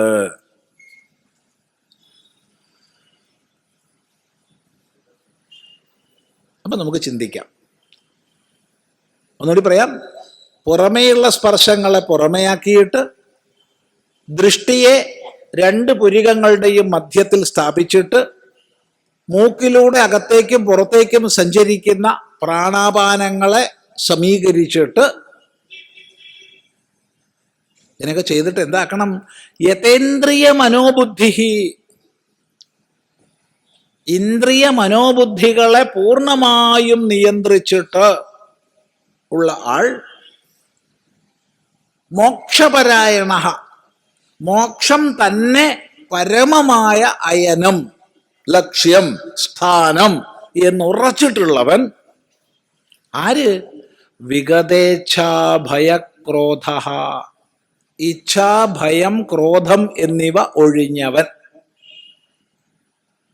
അങ്ങനെയുള്ള മുനി, യഹ, യാതൊരാളാണോ, സഹ, അയാൾ, സദാമുക്ത, അയാൾ എപ്പോഴും മുക്തനാണ്, അയാൾ നിത്യമുക്തനാണ്, അയാൾക്കിനി മോക്ഷം കിട്ടേണ്ടതില്ല, അയാൾ മുക്തനാണ്. ഇങ്ങനെയുള്ള ആള് എന്ന് പറയുക. ഇത് പ്രത്യേകം ശ്രദ്ധിക്കണം. ഈ രണ്ട് ശ്ലോകങ്ങൾ ഭഗവാൻ ഭാഷ്യകാരൻ പരിചയപ്പെടുത്തിയതുപോലെ സൂത്രസ്ഥാനീയങ്ങളായ ശ്ലോകങ്ങളാണ്. അതുകൊണ്ട് ഇവിടെ ആരും നിഗമനത്തിലെത്തരുത്. ഇതിൻ്റെ വിസ്തരണം 6-ാം അധ്യായമാണ്, അടുത്ത അധ്യായമാണ്. ആ അധ്യായത്തിൽ മുഴുവനായും വിശദീകരിക്കപ്പെടുന്നത് ഈ 2 ശ്ലോകങ്ങളാണ്. ഈ 2 ശ്ലോകങ്ങളുടെ വിസ്തരണമാണ്, അഥവാ സൂത്രത്തിന് ഭാഷ്യം പോലെയുള്ളവയാണ് 6-ാം അധ്യായത്തിലെ ഓരോ വാക്യവും. അതുകൊണ്ട് ശ്രദ്ധയോടുകൂടി നമുക്ക് 6-ാം അധ്യായം പഠിക്കാം. അതിലേക്ക് നയിക്കുന്ന സൂത്രം മാത്രമാണ് ഇത് എന്ന് മനസ്സിലാക്കുക. എങ്കിലും ഇവിടെ പഠിക്കണമല്ലോ, അതുകൊണ്ട് പറയാം. ആദ്യം പറയുന്നത് യഹ, യാതൊരാൾ, ആരോ ആട്ടെ, എല്ലാവർക്കും അധികാരമുണ്ട്. സാധനാ ജീവിതത്തിലേക്ക് എല്ലാവർക്കും അധികാരമുണ്ട്. അതിന് പ്രത്യേകമായിട്ട് തയ്യാറാക്കപ്പെട്ട ആരുമില്ല. യഹ, അതുകൊണ്ടാണ് പറഞ്ഞത് യാതൊരാൾ, ആരും ആവാം. പക്ഷേ എൻ്റെ ജീവിതത്തിൻ്റെ ലക്ഷ്യം അറിവാണ്, എൻ്റെ ജീവിതത്തിൻ്റെ ലക്ഷ്യം എല്ലാ ബന്ധനങ്ങളിൽ നിന്നുമുള്ള മുക്തിയാണ് എന്നുള്ള സങ്കല്പം, അതിനനുസൃതമായി ജീവിതത്തെ ക്രമീകരിക്കാനുള്ള സന്നദ്ധത, ഇതൊക്കെ ഉള്ളവരായിരിക്കണം. അല്ലാതെ വേറൊരു പരിഗണന ഇവിടെ പറഞ്ഞിട്ടില്ല. യാതൊരാൾ എന്ത് ചെയ്യുന്നു? ബാഹ്യാൻ സ്പർശാൻ ബഹികൃത്വ, പുറമേയുള്ള സ്പർശങ്ങളെ പുറമെയാക്കിയിട്ട്.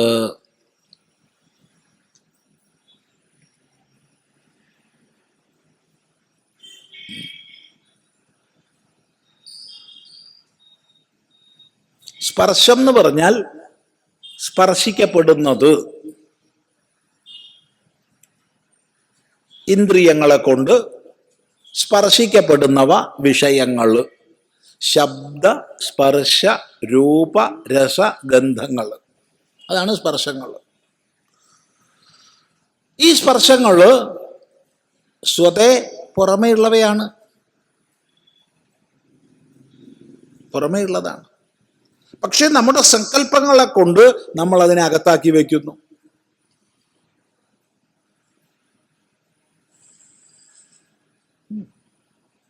ഏതെങ്കിലും ഒന്നിനെ നമ്മൾ നമ്മുടെ മനസ്സിനെ കൊണ്ട് വിഷയീകരിക്കുമ്പോൾ അതകത്തായി.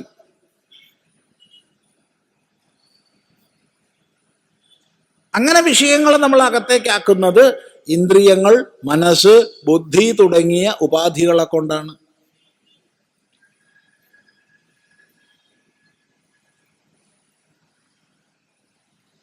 ഒരു നിമിഷം ഇവിടുന്ന് ഇപ്പൊ ഇരുന്നെടുത്തുനിന്ന് നമ്മൾ ഇഷ്ടമുള്ള ഒരു പാട്ട് ആലോചിക്കും. മനസ്സിൽ പാടണ്ട കേട്ടോ, മനസ്സിൽ വിചാരിച്ചാൽ മതി.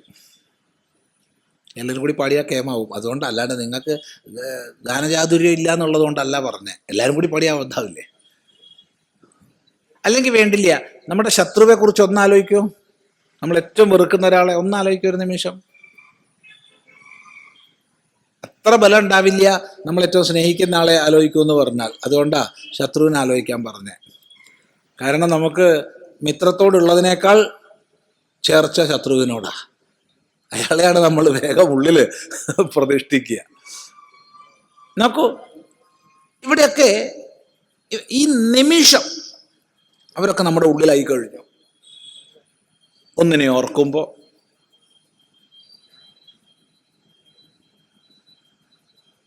കാണുമ്പോൾ, കേൾക്കുമ്പോൾ, രുചിക്കുമ്പോൾ, സ്പർശിക്കുമ്പോൾ, മണക്കുമ്പോൾ, അപ്പൊ പുറമേ ഉള്ളതിനെ നമ്മുടെ വിഷയമാക്കി നമ്മൾ ഉള്ളിലാക്കി. ഇപ്പൊ സ്വതേ പുറമേ ആയിരുന്നു, ഇപ്പൊ അകത്തായി. ഇതിനെയാ പറഞ്ഞത് പുറമേ ഉള്ളതിനെ പുറത്തായിക്കൊള്ളൂ. നീ നിന്റെ സങ്കല്പങ്ങളെ കൊണ്ട് ബാഹ്യങ്ങളായവയെ അകത്ത് നിറച്ചു വെക്കണ്ട. പുറമെയുള്ളതിനെ പുറമേ ആക്കാൻ പഠിക്കുക. പുറമേ ഉള്ളതിനെ പുറമേ ആക്കിയാലല്ലേ അകത്തുള്ളത് വിളങ്ങൂ. അല്ലെങ്കിൽ അകത്തുള്ളതിന് എങ്ങനെ വിളങ്ങാനാ? എന്തൊക്കെ എന്തൊക്കെ വസ്തുജാലങ്ങളെയാണ് നമ്മൾ അകത്തുകൊണ്ട് നിറച്ചിട്ടുള്ളത്. ഇടയ്ക്കൊന്ന് വൃത്തിയാക്കി ഒന്ന് പരിശോധിച്ച് നോക്കണ്ടേ നമ്മൾ?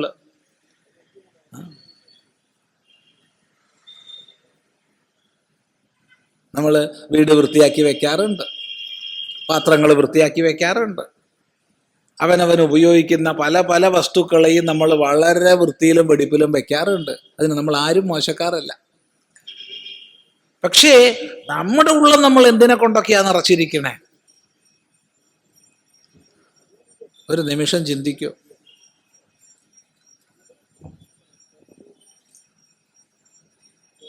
ഓരോ നിമിഷവും നമ്മുടെ ഇന്ദ്രിയ മനോബുദ്ധികളുടെ വിഷയമാക്കുന്നതിലൂടെ ആയിരക്കണക്കിന് വിഷയങ്ങളെ കൊണ്ട് നമ്മൾ ഉള്ളു നിറച്ചിരിക്കുക. പിന്നെ നമുക്ക് പ്രകാശിക്കാൻ എവിടെയാ സമയമുള്ളത്, സ്ഥലമുള്ളത്? സ്വയം ഒന്ന് പ്രകാശിക്കാനുള്ള സ്ഥലം വേണ്ടേ? അതൊക്കെ മൂടിക്കെട്ടി വെച്ച് പൊതിഞ്ഞ് വെച്ചിരിക്കുക.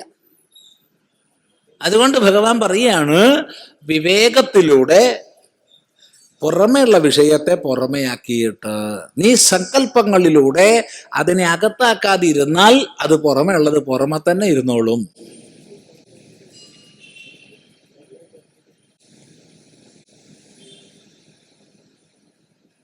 ഈ ലോകത്തിൽ എന്തെല്ലാം മനോഹര ദൃശ്യങ്ങളെ കണ്ടുകൊണ്ട് നമുക്ക് ജീവിക്കാം.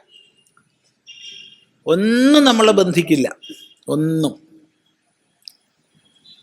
ഒരു വഴിയോര കാഴ്ച ആസ്വദിക്കുന്ന സഞ്ചാരിയായിട്ട് നമുക്കിവിടെ സുഖമായിട്ട് ജീവിക്കാം.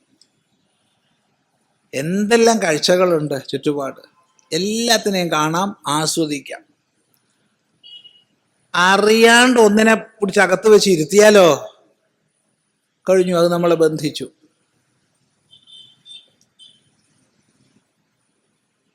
ഈ അകത്ത് പിടിച്ച് ഇരുത്തുന്നത് നമ്മുടെ സങ്കല്പങ്ങളെ കൊണ്ടാ. ഇത് കൊള്ളാം, ഇത് കൊള്ളാം എന്ന് തോന്നിക്കഴിഞ്ഞാൽ അടുത്ത നിമിഷം തോന്നുകയായി ഇതെനിക്കായാൽ കൊള്ളാം. അതെങ്ങനെയാ അങ്ങനെ തോന്നണമെന്ന് അറിയില്ല. നേരെ മറിച്ച് ഇത് കൊള്ളാം എന്നുള്ളടത്ത് നിർത്താൻ കഴിഞ്ഞാൽ സന്തോഷം. നമ്മൾ ഇവിടുന്ന് ഒരു വഴിക്ക് യാത്ര പോവുകയാണെങ്കിൽ എന്തെല്ലാം കാഴ്ചകൾ നമ്മൾ കാണും. പുഷ്പങ്ങൾ കാണും, പഴങ്ങൾ കാണും, മനുഷ്യന്മാർ തല്ലുകൂടുന്നത് കാണും, മനുഷ്യന്മാർ സ്നേഹിക്കുന്നത് കാണും, പട്ടീനെ കാണും, പൂച്ചേനെ കാണും, കാക്കേനെ കാണും, കോഴീനെ കാണും, പലതും പലതും വൃക്ഷങ്ങളെ കാണും, ലക്ഷോപലക്ഷം കാഴ്ചകളെ കാണും. അവയൊക്കെ കണ്ട് ആസ്വദിക്കാനും നമുക്ക് കഴിയും. പക്ഷെ ഏതെങ്കിലും ഒരു കാഴ്ചയിൽ കൊരുക്കപ്പെട്ടാലോ നമ്മൾ അപ്പം അവിടെ ഇറങ്ങും. ഇപ്പൊ രണ്ടാൾ തല്ലുകൂടുക, അവിടെ ഇറങ്ങി ഒന്ന് നോക്കിക്കാനൊരു സുഖം. ഇത്ര തിരക്കിട്ട് പോവായിരിക്കട്ടെ ആ വാഹനത്തിൽ, അപ്പോഴാ രണ്ടുപേര് തല്ലുകൂടുന്നത്. ഉടനെ വണ്ടി ഒതുക്കി നിർത്തി, ചിലപ്പോൾ ഒതുക്ക പോലും ഇല്ല, അവിടെ നിർത്തിയിട്ട് നോക്കുന്ന ആൾക്കാരുണ്ട്. ഇപ്പൊ ആ തല്ലുകൂടൽ നമ്മുടെ ഉള്ളിലായി, ആ സംഘർഷം ഇപ്പൊ നമ്മുടെ ഉള്ളിലാ. ഈ സംഘർഷത്തെ നമ്മുടെ ഉള്ളിലാക്കി നമ്മൾ. ഇങ്ങനെയാ എല്ലാം. ഒരമ്മ ഫോൺ ചെയ്തിട്ട് ചോദിച്ചു, സ്വാമി എവിടെയാ ഉള്ളത് ഇപ്പോ? ഞാൻ പറഞ്ഞു, നിങ്ങളുടെ ഉള്ളിൽ, അല്ലാണ്ട് എവിടെയാ? ഞാനിപ്പോ നിങ്ങളുടെ ഉള്ളിലാ. കാരണം അവര് മൊബൈൽ ഫോൺ എടുത്ത് സ്വാമി ചിദാനന്ദപുരിന്ന് സങ്കല്പിച്ച് എപ്പോഴാണോ ഞെക്കണത്, അപ്പൊ അവരുടെ ഉള്ളിൽ ആരാ ഉള്ളേ? സ്വാമി ചിദാനന്ദപുരിയാ. എന്ത് സംശയം? ഞാനാരാ? കേമൻ ഇല്ലേ? എവിടേക്കാ ഇരിക്കണത്? ഞാൻ എന്ന് പറഞ്ഞാൽ ഓരോരുത്തരെ കൊണ്ട് വേണേ പറഞ്ഞതല്ലാണ്ട് ഞാൻ എന്നുള്ളതല്ല അർത്ഥം. സങ്കല്പങ്ങളിലൂടെ നമ്മൾ പുറമേ ഉള്ളതിനെ മുഴുവൻ അകത്താക്കി, ഇതെൻ്റത്, ഇതെനിക്ക്.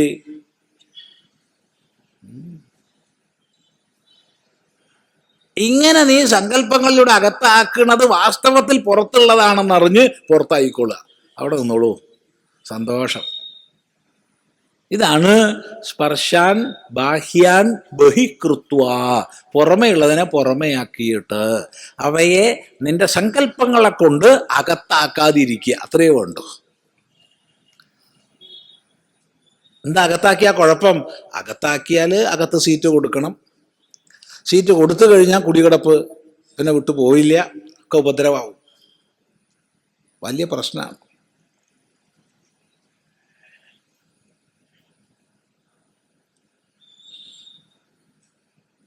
സ്പർശാൻ കൃത്വ ബഹിർബാഹ്യാൻ ചക്ഷുഃ ച ഏവ അന്തരേ ഭ്രുവോഹ അന്തരേ ചക്ഷുഃ ച ഏവ കൃത്വ.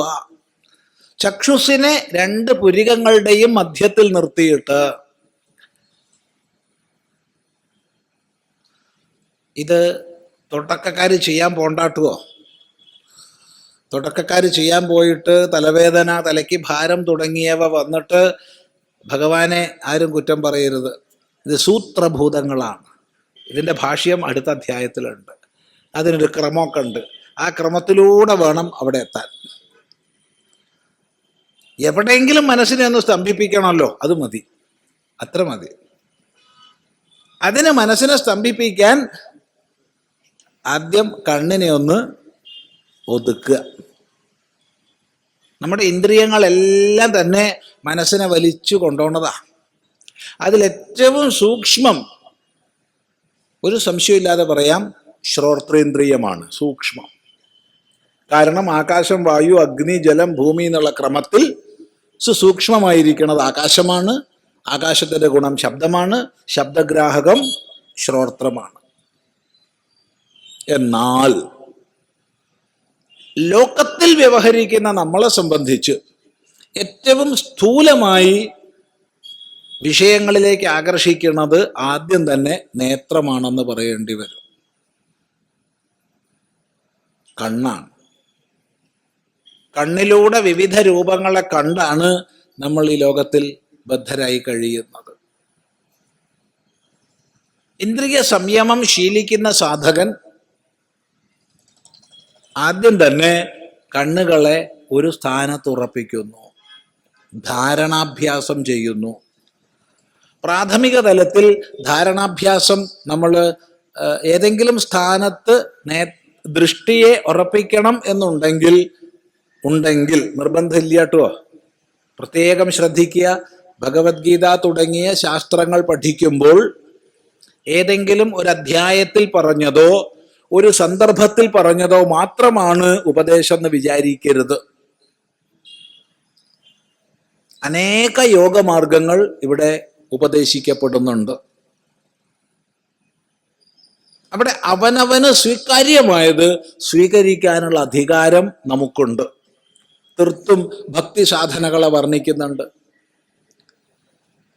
കർമ്മ യോഗ സാധനകളെ വർണ്ണിക്കുന്നുണ്ട്, അഷ്ടാംഗ സാധനകളെ വർണ്ണിക്കുന്നുണ്ട്, ശ്രവണ മനനാദി ജ്ഞാന സാധനകളെ വർണ്ണിക്കുന്നുണ്ട്, വിഭിന്നങ്ങളായ സാധനാക്രമങ്ങളെ ശാസ്ത്രം വർണ്ണിക്കുന്നുണ്ട്. അതിൻ്റെ എല്ലാ സന്ദർഭങ്ങളിലും ഉപദേശിക്കപ്പെട്ട എല്ലാം ഒരാൾക്കുള്ളതല്ല. അവനവന് യുക്തമായത് അവനവന് സ്വീകരിക്കാം. അപ്പൊ ഒരിടത്ത് പറഞ്ഞത് എല്ലാവർക്കും ഉള്ളതല്ല, അത് പ്രത്യേകം ശ്രദ്ധിക്കുക. ശാസ്ത്രത്തിന്റെ താല്പര്യം മൊത്തം പഠിച്ച് മനസ്സിലാക്കേണ്ടതാണ്. 18 അധ്യായവും പഠിച്ചിട്ടേ ഗീതാ താല്പര്യം മനസ്സിലാക്കി എന്ന് വരൂ. ഇവിടെ ഈ സന്ദർഭത്തിൽ ധാരണ ഉറപ്പിക്കുന്ന ക്രമമാ പറയുന്നത്. അപ്പൊ ദൃഷ്ടിയെ രണ്ട് പുരികക്കൊടികളുടെ മധ്യത്തിൽ ഉറപ്പിച്ചിട്ട്,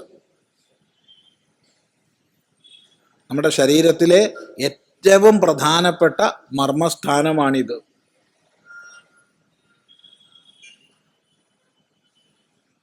അവിടെ ഉറപ്പിച്ചിട്ട് ദൃഷ്ടിയെ, ഇത് തുടക്കത്തിൽ വിഷമകരമാണെന്ന് കൂടി സൂചിപ്പിക്കട്ടെ. ഇങ്ങനൊരു സ്ഥാനത്ത് ഉറപ്പിക്കണം എന്നുണ്ടെങ്കിൽ ഏറ്റവും എളുപ്പം മൂക്കിന്റെ തുമ്പാണ്. സംപ്രേക്ഷ്യ നാസികാഗ്രം സ്വം ദിശശ്ചാൻ അവലോകയൻ എന്ന് ഭഗവാൻ തന്നെ പറയാൻ പോകുന്നുണ്ട് അടുത്ത അധ്യായത്തിൽ. മൂക്കിന്റെ അഗ്രഭാഗത്ത് നല്ല പോലെ നോക്കിയിട്ട് അവിടെ ദൃഷ്ടി ഉറപ്പിച്ചോളൂ. അത് കുറച്ചും കൂടി എളുപ്പമാണ്. ഇതിൻ്റെ ഒന്നും ആവശ്യമില്ല മന്ത്ര ഉപാസകന്മാർക്ക്. അതുപോലെ ദേവതാ സങ്കല്പങ്ങളിലൊക്കെ ശ്രദ്ധാലുക്കളായവർക്ക് ഇതിൻ്റെ ഒന്നും ആവശ്യമില്ല. അവർക്ക് മന്ത്രത്തോടുകൂടി അതത് ദേവതാഭാവത്തിലും മറ്റും ഉറപ്പിച്ചാൽ എളുപ്പമാണ്. നാമത്തിലും മന്ത്രത്തിലും ഒക്കെ തന്നെ. ശ്രദ്ധിക്കുക. ഏതായാലും ഇവിടെ പറയുന്നത് ഭ്രുവോഹോ മധ്യേ എന്നാണ്. രണ്ട് പുരികക്കൊടികളുടെയും മധ്യത്തിൽ ചക്ഷുസിനെ ഉറപ്പിച്ചിട്ട്. ഇപ്പൊ ലോകമേ ഇല്ല, ചുറ്റുപാടൊന്നും കാണുന്നില്ല, ചുറ്റുപാട് എങ്ങോട്ടും നോക്കുന്നില്ല, ഒരു സ്ഥാനത്ത് ഉറപ്പിച്ചു. അപ്പൊ പുറമേയുള്ള വിഷയങ്ങളെ പുറമേയാക്കി തൻ്റെ ദൃഷ്ടിയെയാക്കട്ടെ ഭ്രൂമധ്യത്തിൽ ഉറപ്പിച്ചു. എന്നിട്ടോ പ്രാണാപാനവും സമൗ കൃത്വ, പ്രാണാപാനങ്ങളെ സമമാക്കിയിട്ട്. ഇതെങ്ങനെ ശരിയാവും? കാരണം നമ്മുടെ ശരീരത്തിൽ സ്ഥൂല സൂക്ഷ്മ കാരണ ശരീരങ്ങളിൽ സൂക്ഷ്മ ശരീരത്തിൽ അന്തർഭവിച്ചതാണ് പ്രാണങ്ങൾ.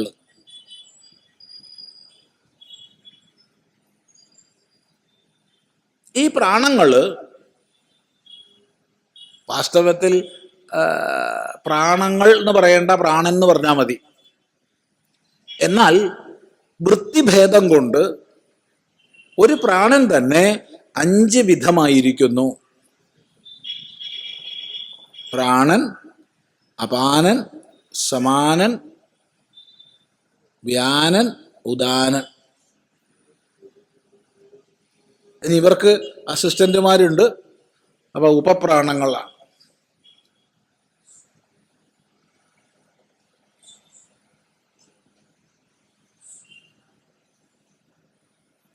അപ്പൊ വാസ്തവത്തിൽ ഒരു പ്രാണൻ വൃത്തിഭേദം കൊണ്ട് 5 തീരുമ്പോൾ അവയ്ക്ക് പ്രത്യേകം സ്ഥാനകൽപ്പനകൾ ഉണ്ട്.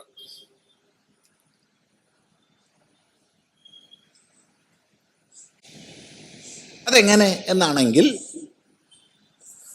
പ്രാണൻ ഈ വകുപ്പ് വിഭജനം ചെയ്തിട്ട് സ്വയം തന്നെ 5 വൃത്തികളാകുമ്പോൾ തൻ്റെ മുഖ്യവൃത്തിക്ക് മുഖ്യസ്ഥാനം കൽപ്പിച്ചു. തലസ്ഥാനം താനെടുത്തു. അപ്പൊ പ്രാണൻ എവിടെയാന്ന് ചോദിച്ചാൽ തലസ്ഥാനത്താണ്, ഇല്ലേ? തല സ്ഥാനം, കഴുത്തിന് മുകളിലുള്ള ഭാഗമാണ് തല, കണ്ഠത്തിനുപരി മൊത്തം അവിടെയാണ് പ്രാണന്റെ ഇരിപ്പിടം. പിന്നെ അടിവയറിന് താഴെ അപാനന് സ്ഥലം കൊടുത്തു.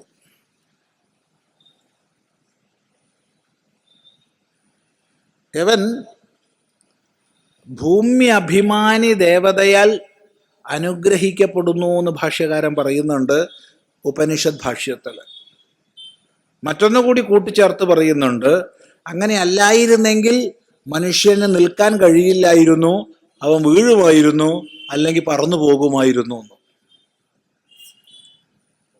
ന്യൂട്ടന് ശേഷം ആയിരിക്കാം ഭാഷ്യം ശങ്കരാചാര്യസ്വാമി എഴുതിയിട്ടുണ്ടാവുക, അല്ലേ? ആണല്ലോ. ഭൂമി അഭിമാനി ദേവത, ഫോഴ്സ് ഓഫ് ഗ്രാവിറ്റേഷൻ. ആ ഫോഴ്സ് ഓഫ് ഗ്രാവിറ്റേഷനാൽ അനുഗ്രഹിക്കപ്പെടുന്നത് അപാനനാണ്. അതില്ലായിരുന്നെങ്കിൽ വീഴുമായിരുന്നു, അല്ലെങ്കിൽ ഉത്പതേതുവ, പൊങ്ങിപ്പോവുമായിരുന്നു എന്നാ പറയണത്. ഒന്ന് ആലോചിച്ച് നോക്കൂ.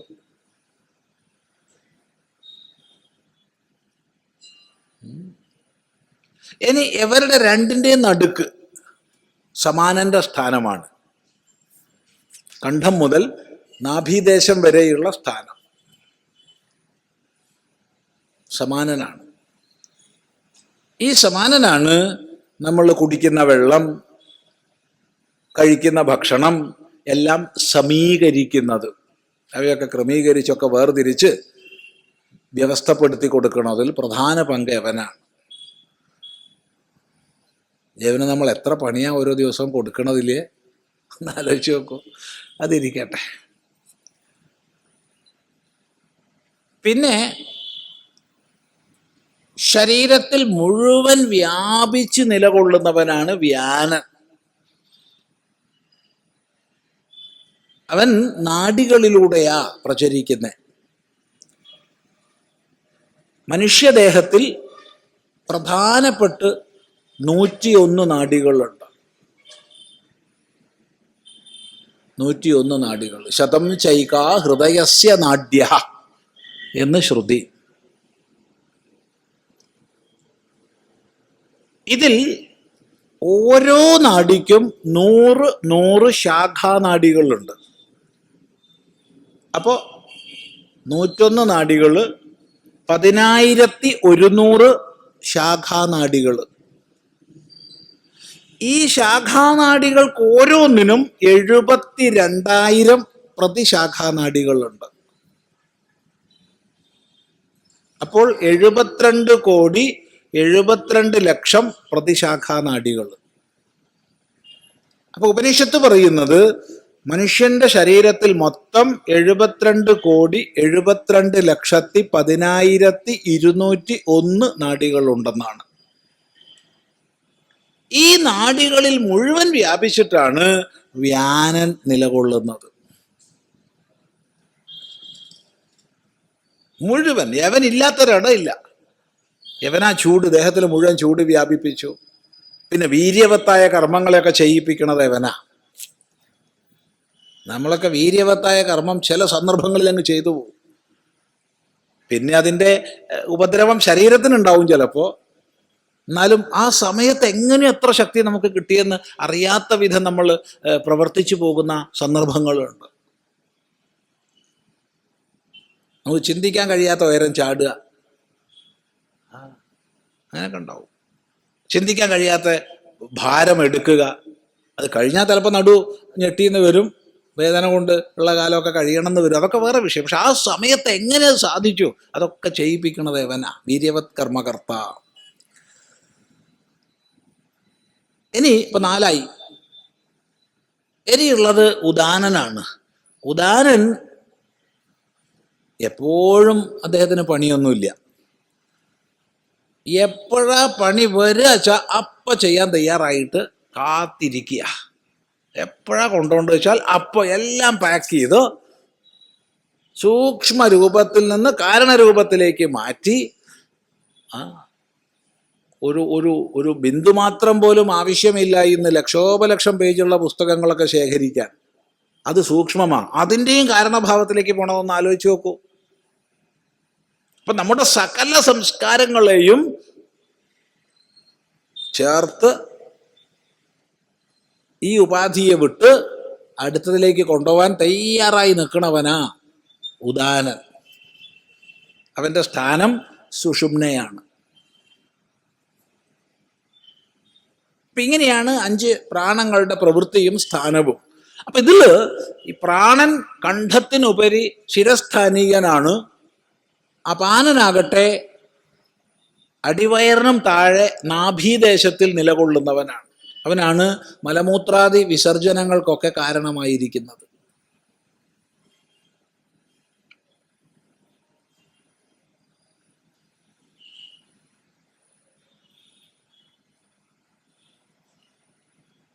സാമാന്യം നല്ല ആരോഗ്യമുള്ള ഒരു വ്യക്തിയാണെങ്കിൽ അപാനന് മറ്റൊരാളുടെയും സഹായം ഇല്ലാതെ തന്നെ മലമൂത്രാദി വിസർജനം നടക്കും.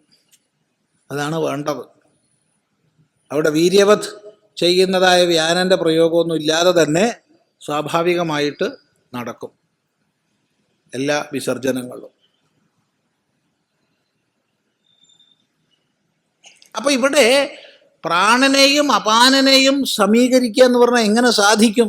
സംശയം. കാരണം അപാനൻ അങ്ങ് അടിയിൽ കിടക്കുകയല്ലേ. അപ്പോഴാണ് ഭഗവാൻ പറയണത്, ഇവിടെ നീ അങ്ങനെ ചിന്തിക്കണ്ട. കാരണം പ്രാണായാമ പ്രകരണത്തിൽ അപാനൻ അധോദേശത്ത് വസിക്കുന്നവൻ എന്നെടുക്കേണ്ട ആവശ്യമില്ല. മറിച്ച് മൂക്കിലൂടെ അകത്തേക്കും പുറത്തേക്കും പോകുന്ന പ്രാണവൃത്തികളെ മാത്രം എടുത്താൽ മതി. ഇവയൊന്ന് ക്രമീകരിക്കുക. നമ്മൾ നിരന്തരം ശ്വാസം എടുത്ത് വിട്ട് വിട്ടുകൊണ്ടിരിക്കുക. അപ്പം ഇവിടെ ഇരുന്നതിന് ശേഷം ഇപ്പം എത്ര പ്രാവശ്യം എടുത്തു എന്നിപ്പോൾ നമ്മൾ ആരെങ്കിലും അതിനെക്കുറിച്ച് എണ്ണിയിട്ടുണ്ടോ? ഇല്ല. പക്ഷെ അവൻ പണി എടുത്തുകൊണ്ടിരിക്കുക. പാവം ഒന്ന് ആലോചിച്ച് നോക്കൂ. എന്ന് തുടങ്ങിയത് അവൻ്റെ പണി. വല്ല ഹോളിഡേ ഉണ്ടോ? ഒരു ദിവസം അവന് വിശ്രമമുണ്ടോ? ഒന്ന് ചിന്തിച്ചു നോക്കൂ, എന്ന് മിടിക്കാൻ തുടങ്ങിയതായി ഈ ശ്വാസകോശം?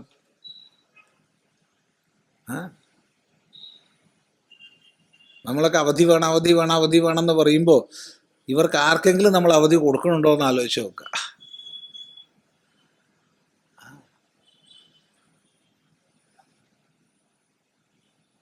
ഹൃദയത്തിൻ്റെ ഒക്കെ സ്ഥിതി ഒന്ന് ആലോചിച്ച് നോക്കൂ, പാവല്ലേ. ഇതുപോലെ ഓരോരുത്തരും അവർ പണിയെടുത്തുകൊണ്ടിരിക്കുക. ഭാഷ്യകാരൻ പറയുന്നുണ്ട്, ദണ്ഡം പിടിച്ച യജമാനനെ കാണുമ്പോൾ ഭൃത്യന്മാര് വിശ്രമമില്ലാതെ പണിയുന്നത് പോലെ ഈ ഉപാധികളൊക്കെ ആരെ കണ്ടിട്ടാണ് പണിയെടുക്കുന്നത്? വിശ്രമമില്ലാണ്ട്. കാരണം ആർക്കായാലും കുറച്ച് പണിയെടുത്താൽ വിശ്രമിക്കണം എന്നൊരാഗ്രഹം ഉണ്ടാവില്ലേ? ഇല്ല.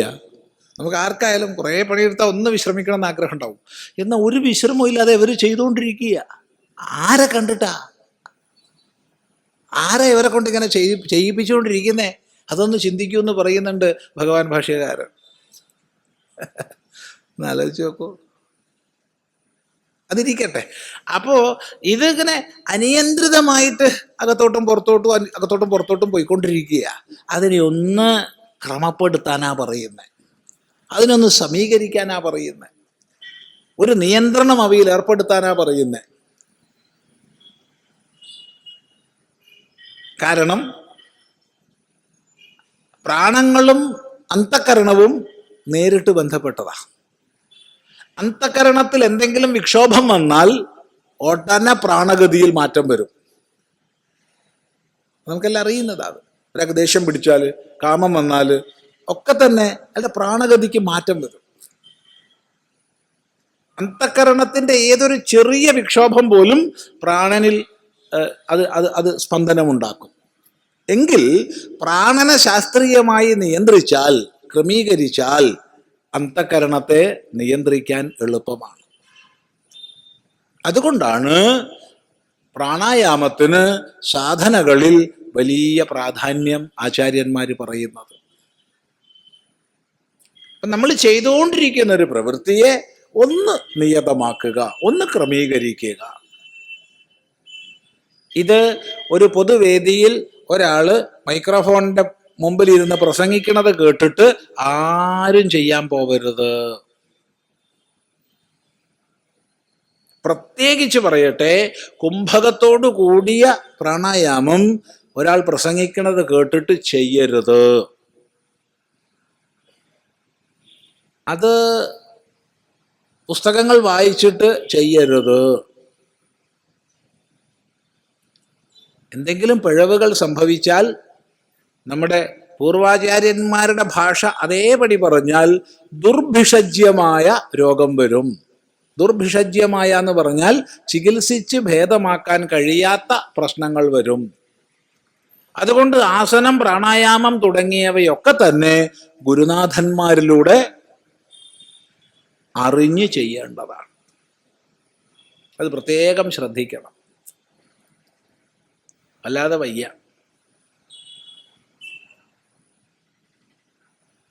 ഗുരുനാഥന്മാരിൽ നിന്ന് നേരിട്ട് കണ്ടും കേട്ടും അറിഞ്ഞും ചെയ്യേണ്ടതാണ്.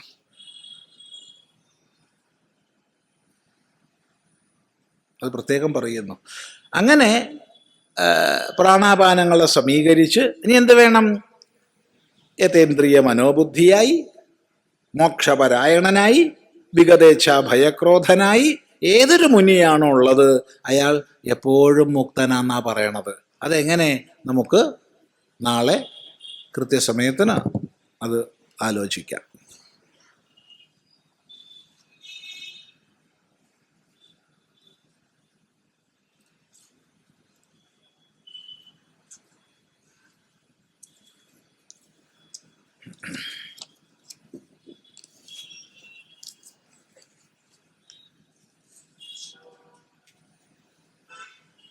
എന്താണ് കുംഭമേള? എന്താണ് മഹാകുംഭമേള? കുംഭമേള വാസ്തവത്തിൽ ഒരു ലോകാത്ഭുതം തന്നെയാണ്. അത്രക്കേറെ ജനകോടികൾ ഒത്തൊരുമിക്കുന്ന അത്യത്ഭുതകരമായൊരു പർവം.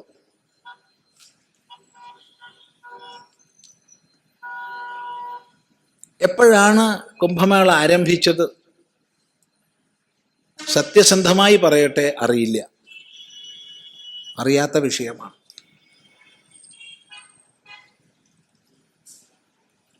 ഭൂരിഭാഗം വിദ്വാൻമാരും ശങ്കരാചാര്യസ്വാമികളുടെ കാലം മുതൽ കുംഭമേളയുണ്ടെന്ന് പറയുന്നുണ്ട്. അറിയില്ല. അങ്ങേയറ്റം വിശ്വാസയോഗ്യമായ പ്രാമാണികമായ വർണ്ണനകളിലൊന്നും കണ്ടിട്ടില്ല. എന്നാൽ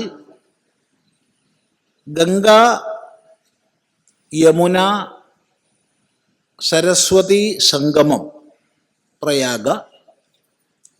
പ്രയാഗ തീർത്ഥരാജാണ്. ഓർമ്മിക്കുക, തീർത്ഥങ്ങളുടെ മൊത്തം രാജസ്ഥാനീയമായിട്ടാണ് നമ്മൾ പ്രയാഗയെ മാനിക്കുന്നത്. അപ്പൊ പ്രയാഗ സ്നാനത്തെ പുരാണങ്ങളിൽ പറഞ്ഞിട്ടുണ്ട്. പ്രയാഗ മഹിമ വേദപ്രസിദ്ധമാണ്. പ്രയാഗ സ്നാനം പുരാണങ്ങളിൽ വർണ്ണിക്കപ്പെട്ടിട്ടുണ്ട്. ഇനി മഹാഭാരതത്തില് അവിടെ ഒന്നിച്ചുകൂടി സ്നാനം ചെയ്യുന്ന മേളനത്തെ വർണ്ണിച്ചിട്ടുണ്ട്. പക്ഷെ അവിടെ കുംഭമേള തുടങ്ങിയ നാമങ്ങൾ കണ്ടിട്ടില്ല.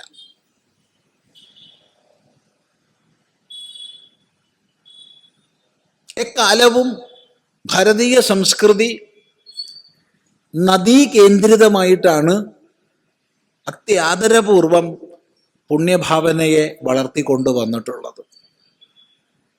അതുകൊണ്ട് നമ്മെ സംബന്ധിച്ച് ഗംഗയോ യമുനയോ നർമ്മദയോ ഗോദാവരിയോ സിന്ധുവോ സരസ്വതിയോ കാവേരിയോ വെള്ളമൊഴുകുന്ന ഒരു ഒരു ഒരു ഒരു പുഴ അല്ലെങ്കിൽ ഒരു നദി എന്ന നിലയ്ക്ക് മാത്രം ഒതുങ്ങുന്നതല്ല.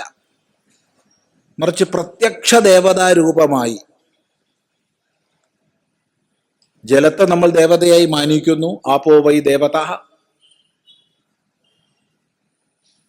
അതിലുപരിയായി ഈ നദികള് മോക്ഷനദികളായി, മോക്ഷപ്രധാന സാമർഥ്യമുള്ള നദികളായി നമ്മൾ മാനിക്കുകയാണ്.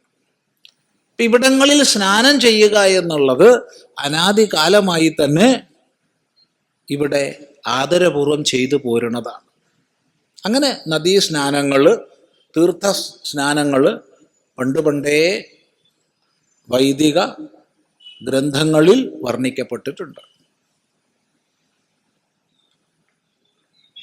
പിന്നീട് ഈ കുംഭമേള എന്നുള്ള നിലയ്ക്ക് ഇത് കൂടുതൽ പ്രചരിതമായത് നമ്മൾ മനസ്സിലാക്കുന്നിടത്തോളം അത്രേ പറയാൻ ഒക്കൂ, അഖാഡകളുടെ രൂപീകരണത്തിന് ശേഷമാണ്.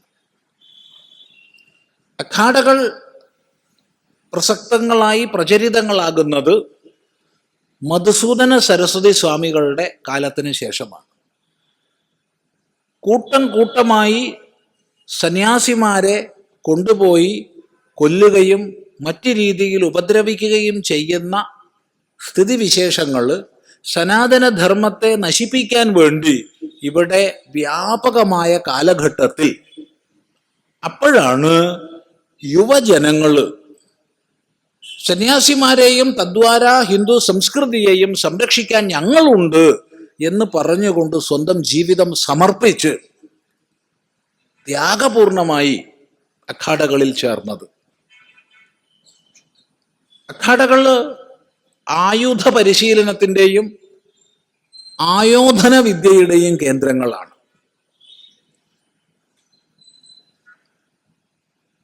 അതെല്ലാം വിജ്ഞാനികളായ മഹാപുരുഷന്മാരുടെ വേദാന്തത്തിൻ്റെ പരമബോധം നേടിയ വിദ്വാൻമാരുടെ നിയന്ത്രണത്തിന് കീഴിലുമാണ്. വിജ്ഞാനികളായ മഹാപുരുഷന്മാരുടെ കീഴിൽ അല്ലാതെ അഖാഡകൾ വന്നാൽ അവ ലോകോപദ്രവങ്ങളാകും. ഉപകാരത്തിന് തുടങ്ങിയത് ഉപദ്രവത്തിനായി തീരും. ഇത് നമ്മുടെ പൂർവികന്മാർക്ക് അറിയാമായിരുന്നു. അതുകൊണ്ട് ഓരോ അഖാഡയും തന്നെ മഹാമണ്ഡലേശ്വരന്മാരുടെ കീഴിൽ ആണ് നിലനിന്ന് പോരുന്നത്. ഇങ്ങനെ അഖാഡകളിൽ ചേർന്ന ആയിരക്കണക്കിന്, പതിനായിരക്കണക്കിന്, പിന്നീട് പറയട്ടെ ലക്ഷക്കണക്കിന് മഹാപുരുഷന്മാർ ഒത്തുചേരുന്ന മേളന സന്ദർഭങ്ങളാണ് വാസ്തവത്തിൽ കുംഭമേളകൾ. ഇത് ക്രമേണ വ്യത്യസ്ത സമ്പ്രദായങ്ങളിൽപ്പെട്ട ഗുഹാന്തർഭാഗത്ത് കഴിയുന്നവരും വനാന്തർഭാഗത്ത് കഴിയുന്നവരും അഖാഡകളിൽ കഴിയുന്നവരും മഠങ്ങളിലും ആശ്രമങ്ങളിലും കഴിയുന്നവരും ഒക്കെയായ സന്യാസിമാരുടെ മേളന സന്ദർഭമായി മാറി.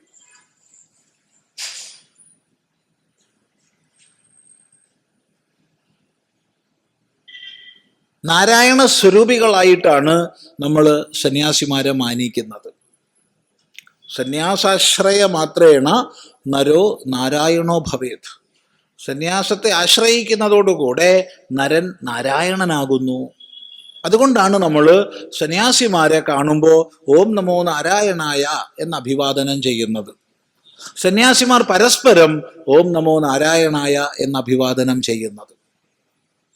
ഈ നാരായണ സ്വരൂപികളായ ഈശ്വര സ്വരൂപികളായ സന്യാസിമാർ ഒത്തുചേരുന്നു, ചർച്ചകൾ ചെയ്യുന്നു, ശാസ്ത്രാർത്ഥങ്ങൾ നടക്കുന്നു, വേദാന്ത വിചാരങ്ങൾ നടക്കുന്നു. ആ സൗഭാഗ്യകരമായ സന്ദർഭം വരുമ്പോൾ ലൗകികന്മാരായി ഗൃഹസ്ഥാശ്രമത്തിൽ കഴിയുന്നവര്, ബ്രഹ്മചാരിമാരായി പഠനം ചെയ്യുന്നവര് ഒക്കെ ആ സ്ഥലങ്ങളിലേക്ക് എത്തിപ്പെടുന്നു. അവർ സത്സംഗങ്ങളുടെ ലാഭം നേടുന്നു. അങ്ങനെ ക്രമേണ ക്രമേണ ക്രമേണ കേവലം സന്യാസിമാരുടെ ഒത്തുകൂടലല്ലാതെ മൊത്തം സജ്ജനങ്ങളുടെ മേളന സ്ഥാനങ്ങളായി കുംഭമേളകൾ മാറി. പ്രധാനമായി 4 സ്ഥാനങ്ങളിലാണ് കുംഭങ്ങൾ നടക്കുന്നത്. ആ സ്ഥാനങ്ങൾ നിർണയിച്ചിട്ടുള്ളത് പൗരാണികമായ ഒരു സങ്കല്പത്തെ പിന്തുടർന്നാണ്. ആ പൗരാണികമായ സങ്കല്പം എന്നുള്ളത് അമൃത കുംഭം. ആ അമൃത കുംഭത്തിൽ നിന്ന് ഗരുഡനരികെ നിന്ന് അമൃതം നിപതിച്ച സ്ഥാനങ്ങൾ എന്നുള്ള നിലയ്ക്കാണ്. അവിടെ അമൃത പ്രാഗട്യം ചില പ്രത്യേക സന്ദർഭങ്ങളിൽ നമ്മൾ വിശ്വസിച്ചു പോരുന്നു. അത് ഓരോ വ്യാഴവട്ടത്തിനും അനുസരിച്ച് 12 വർഷത്തിനിടവിട്ട് ആണ് ഓരോ സ്ഥലത്തും സങ്കല്പിക്കുന്നത്.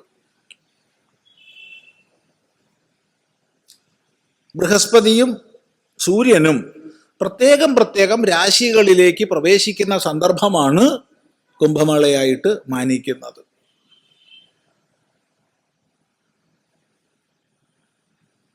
അത് ഏതൊക്കെ രാശികളാണെന്നൊന്നും ഇപ്പം പറഞ്ഞു തരാൻ അറിയില്ല. അത് ആ വിഷയത്തിൽ ജ്യോതിഷാദി വിഷയങ്ങളിൽ അറിവുള്ളവർ പറഞ്ഞു തരും. ഏതായാലും പ്രധാനമായിട്ട് മഹാകുംഭം എന്നുള്ള നിലയ്ക്ക് പ്രയാഗ, തീർത്ഥരാജായ പ്രയാഗയിലാണ്. പിന്നെ അത് പ്രയാഗ എന്ന് പറയുമ്പോൾ തീർത്ഥരാജാണെന്ന് പറഞ്ഞു. ഗംഗ യമുന സംഗമമാണ്. അവിടെ അന്തർധാരയായിട്ട് സരസ്വതിയെയും നമ്മൾ മാനിക്കുന്നു. അങ്ങനെ ത്രിവേണിയാണ്. ആ ത്രിവേണി സംഗമത്തിലാണ് ഏറ്റവും പ്രധാനപ്പെട്ട കുംഭം. അത് മഹാകുംഭമാണ്. പിന്നീട് ഗംഗാതീരത്ത്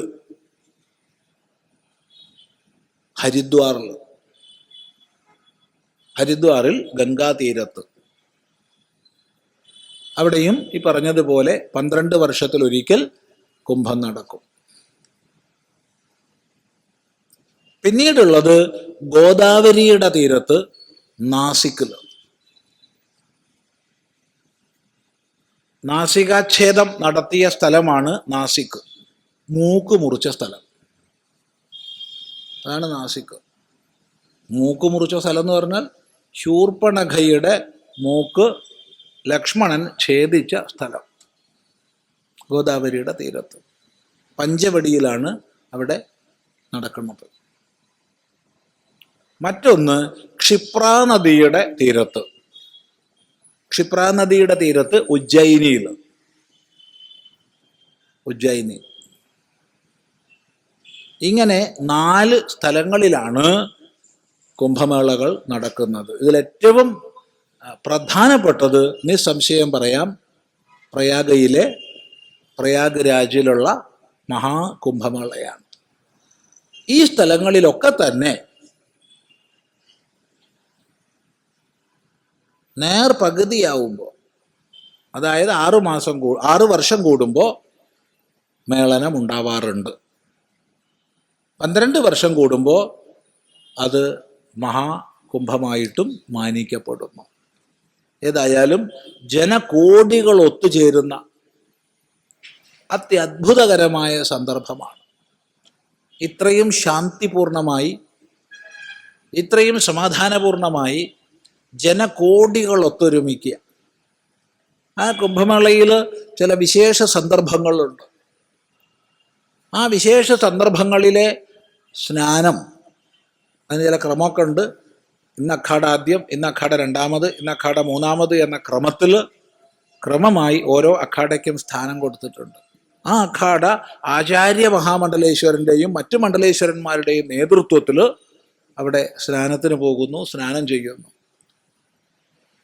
അങ്ങനെ സന്യാസി ശ്രേഷ്ഠന്മാർ സ്നാനം ചെയ്ത സ്ഥലത്ത് അനേക ലക്ഷം പേരാണ് സ്നാനത്തിനായിക്കൊണ്ട് പോകുന്നത്. തീർത്ഥീകുർവന്ത്യ തീർത്ഥാനി, തീർത്ഥങ്ങളല്ലാത്തവയെ തീർത്ഥങ്ങളാക്കുന്നവയാണ് മഹാത്മാക്കൾ.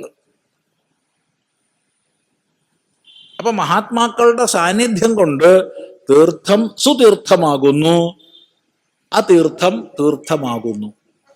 എങ്കിൽ പതിത പാവനിയായ ഗംഗ യമുനയുമായി സരസ്വതിയുമായി ചേരുന്ന സ്ഥലത്തെക്കുറിച്ച് എന്തു പറയാൻ? അവിടെ വീണ്ടും മഹാത്മാക്കളുടെ ലക്ഷക്കണക്കിന് മഹാത്മാക്കളുടെ സാന്നിധ്യം, സ്പർശം തുടങ്ങിയവ ഉണ്ടാവുമ്പോൾ എന്തു പറയാൻ? അതാണ് മഹാസൗഭാഗ്യത്തിൻ്റെ അവസരമെന്ന് നേരത്തെ പറഞ്ഞത്.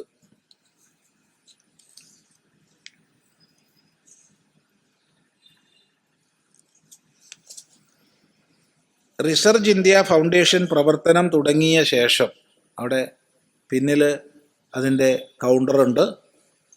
കൂടുതൽ അതിൻ്റെ പാംഫ്ലെറ്റുകൾ, പ്രവർത്തന രീതികൾ എല്ലാം മനസ്സിലാക്കാൻ സജ്ജനങ്ങൾക്ക് ബന്ധപ്പെടാം. റിസർച്ച് ഇന്ത്യ ഫൗണ്ടേഷൻ പ്രവർത്തനം തുടങ്ങിയ ശേഷം നമ്മുടെ മുൻപിലെത്തുന്നതും നമ്മൾക്ക് സഹായിക്കാൻ പറ്റാത്തതുമായ ചില പ്രത്യേക കേസുകൾ സ്വാമിജിയുടെ ശ്രദ്ധയിൽപ്പെടുത്തട്ടെ. ഇത് എഴുതിയ കൂട്ടർ സ്വാമിജിയുടെ ശ്രദ്ധയിൽപ്പെടുത്താനല്ല എന്ന് ഉറപ്പാണ്. കാരണം ഈ ജനങ്ങൾ അറിയണം എന്നുള്ളതുകൊണ്ടാണ് ഇവിടെ എഴുതി വെച്ചിട്ടുള്ളത്.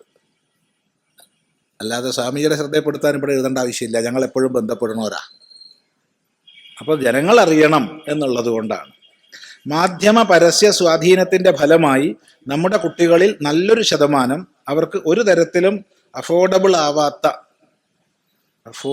ആവാത്ത താങ്ങാൻ ആവാത്ത അല്ലേ, അത് പഠന മേഖലയാവാം, കുടുംബത്തിൻ്റെ സാമ്പത്തിക ചുറ്റുപാടുകളാവാം, ഒരു തരത്തിലും അവർക്ക് ഉതകാത്ത കോഴ്സുകളിൽ മറ്റു സംസ്ഥാനങ്ങളിലോ വിദേശ വിദ്യാഭ്യാസ സ്ഥാപനങ്ങളിലോ പോയി അഡ്മിഷൻ എടുക്കുകയും പിന്നീട് ഫീസും ഹോസ്റ്റൽ ഫീസുകളും അടയ്ക്കാൻ സാധിക്കാതെ സ്ഥാപനങ്ങളിൽ നിന്ന് പുറത്താക്കപ്പെടുകയോ പഠനത്തിൽ മികവ് പുലർത്താൻ സാധിക്കാതെ കോഴ്സുകൾ പൂർത്തിയാക്കാൻ കഴിയാത്ത സാഹചര്യം ഉണ്ടാവുകയും അതേ തുടർന്ന് സഹായം അന്വേഷിച്ചും മറ്റും എത്താറുണ്ട്.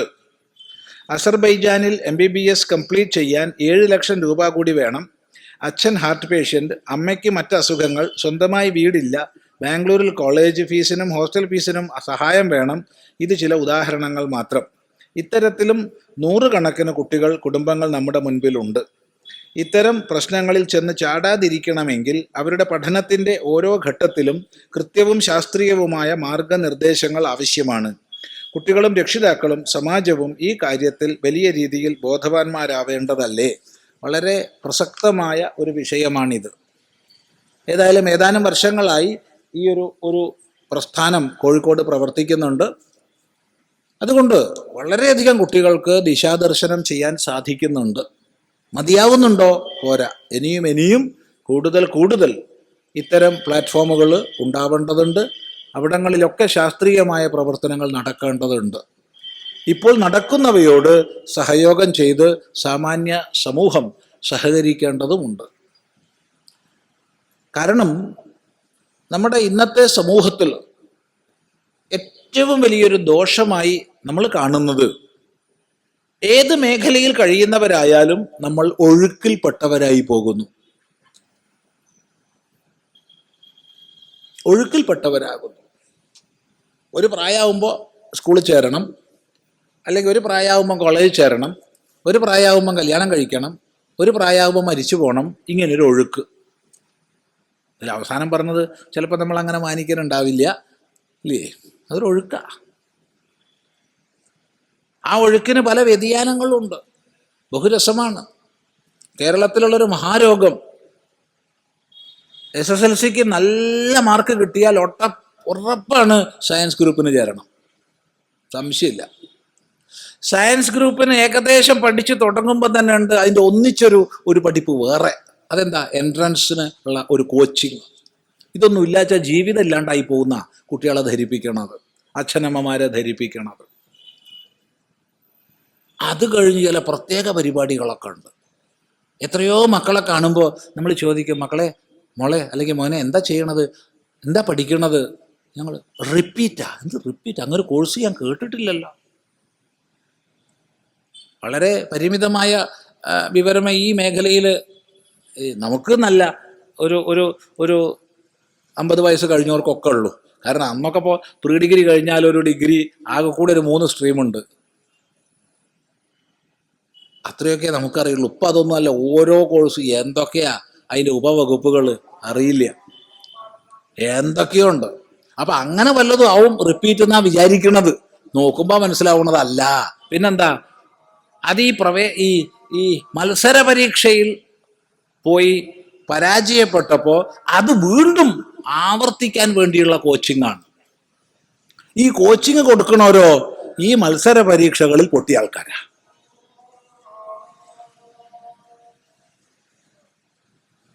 അല്ല, അതെന്തൊരു വലിയൊരു അത്ഭുതമായിട്ടുള്ള വിഷയമാണ്. IAS അക്കാഡമികളിൽ അല്ലെങ്കിൽ സിവിൽ സർവീസ് കോച്ചിങ് സെന്റേഴ്സിൽ IAS റിട്ടയർഡ് ആയിട്ടുള്ള ആൾക്കാർ, IAS ജയിച്ച ആൾക്കാർ നടത്തുന്നത് 1 or 2 ഉണ്ടാവുമായിരിക്കാം, ഇല്ല എന്ന് പറയണില്ല. ബാക്കിയൊക്കെ ഈ പരീക്ഷ പൊട്ടി എക്സ്പീരിയൻസ്ഡ് ആയിട്ടുള്ള ആൾക്കാരാണ്. അല്ല, ആർക്കെങ്കിലും അഭിപ്രായ വ്യത്യാസം ഉണ്ടെങ്കിൽ പറഞ്ഞോളൂ കേട്ടോ. സ്വാമി ഇങ്ങനത്തെ വിഡ്ഢിത്തം പറയരുതെന്ന് പറഞ്ഞോളൂ. അതുപോലെ എനിക്ക് ഒരു മെഡിക്കൽ പ്രൊഫഷണൽ ആവണം എന്നുള്ള അത്യാഗ്രഹത്തോടു കൂടി MBBSന് പ്രവേശനം കിട്ടാൻ വേണ്ടി പരീക്ഷ എഴുതി. MBBSനും കിട്ടിയില്ല, BAMSനും കിട്ടിയില്ല, BHMSനും കിട്ടിയില്ല, BDSനും കിട്ടിയില്ല. എന്നാൽ ഒന്നും കൂടി എഴുതാം. അങ്ങനെ 5-10 പ്രാവശ്യം എഴുതി തഴക്കവും വഴക്കവും വന്ന ആൾക്കാരാണ് പിന്നെ അതിന് പഠിപ്പിക്കണത്. പാസ്സായ ഡോക്ടർമാരങ്ങനെ പഠിപ്പിക്കണതായിട്ട് ഞാൻ അറിഞ്ഞിട്ടില്ല. അല്ല, നിങ്ങൾക്ക് ആർക്കെങ്കിലും നമ്മൾ പറയണതിൽ തെറ്റുണ്ടെങ്കിൽ തിരുത്താം. ഒന്നിൽ വിജയിച്ചവനല്ലേ അത് പഠിപ്പിക്കേണ്ടത്. ഇന്ന് ഏറ്റവും വലിയൊരു വ്യാപാര മേഖലയായിട്ടിത് വളർന്നിരിക്കുകയാണ്. അപ്പൊ നേരത്തെ സൂചിപ്പിച്ച ഒഴുക്കിനെ സൃഷ്ടിക്കുന്നത് പരസ്യജാലങ്ങളാണ്. ആ പരസ്യജാലങ്ങളിൽ പെട്ടുകഴിഞ്ഞാൽ പെട്ടത് തന്നെയാണ്.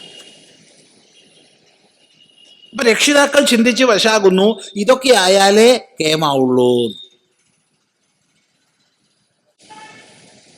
എന്നിട്ട് ഏറ്റവും വലിയ ഒരു ദുരവസ്ഥ നമ്മുടെ രാജ്യത്തുള്ളത്, ഇത് മാറ്റിയെടുക്കാനുള്ള പരിശ്രമങ്ങളുണ്ട്, ഇല്ലെന്ന് പറയുന്നില്ല.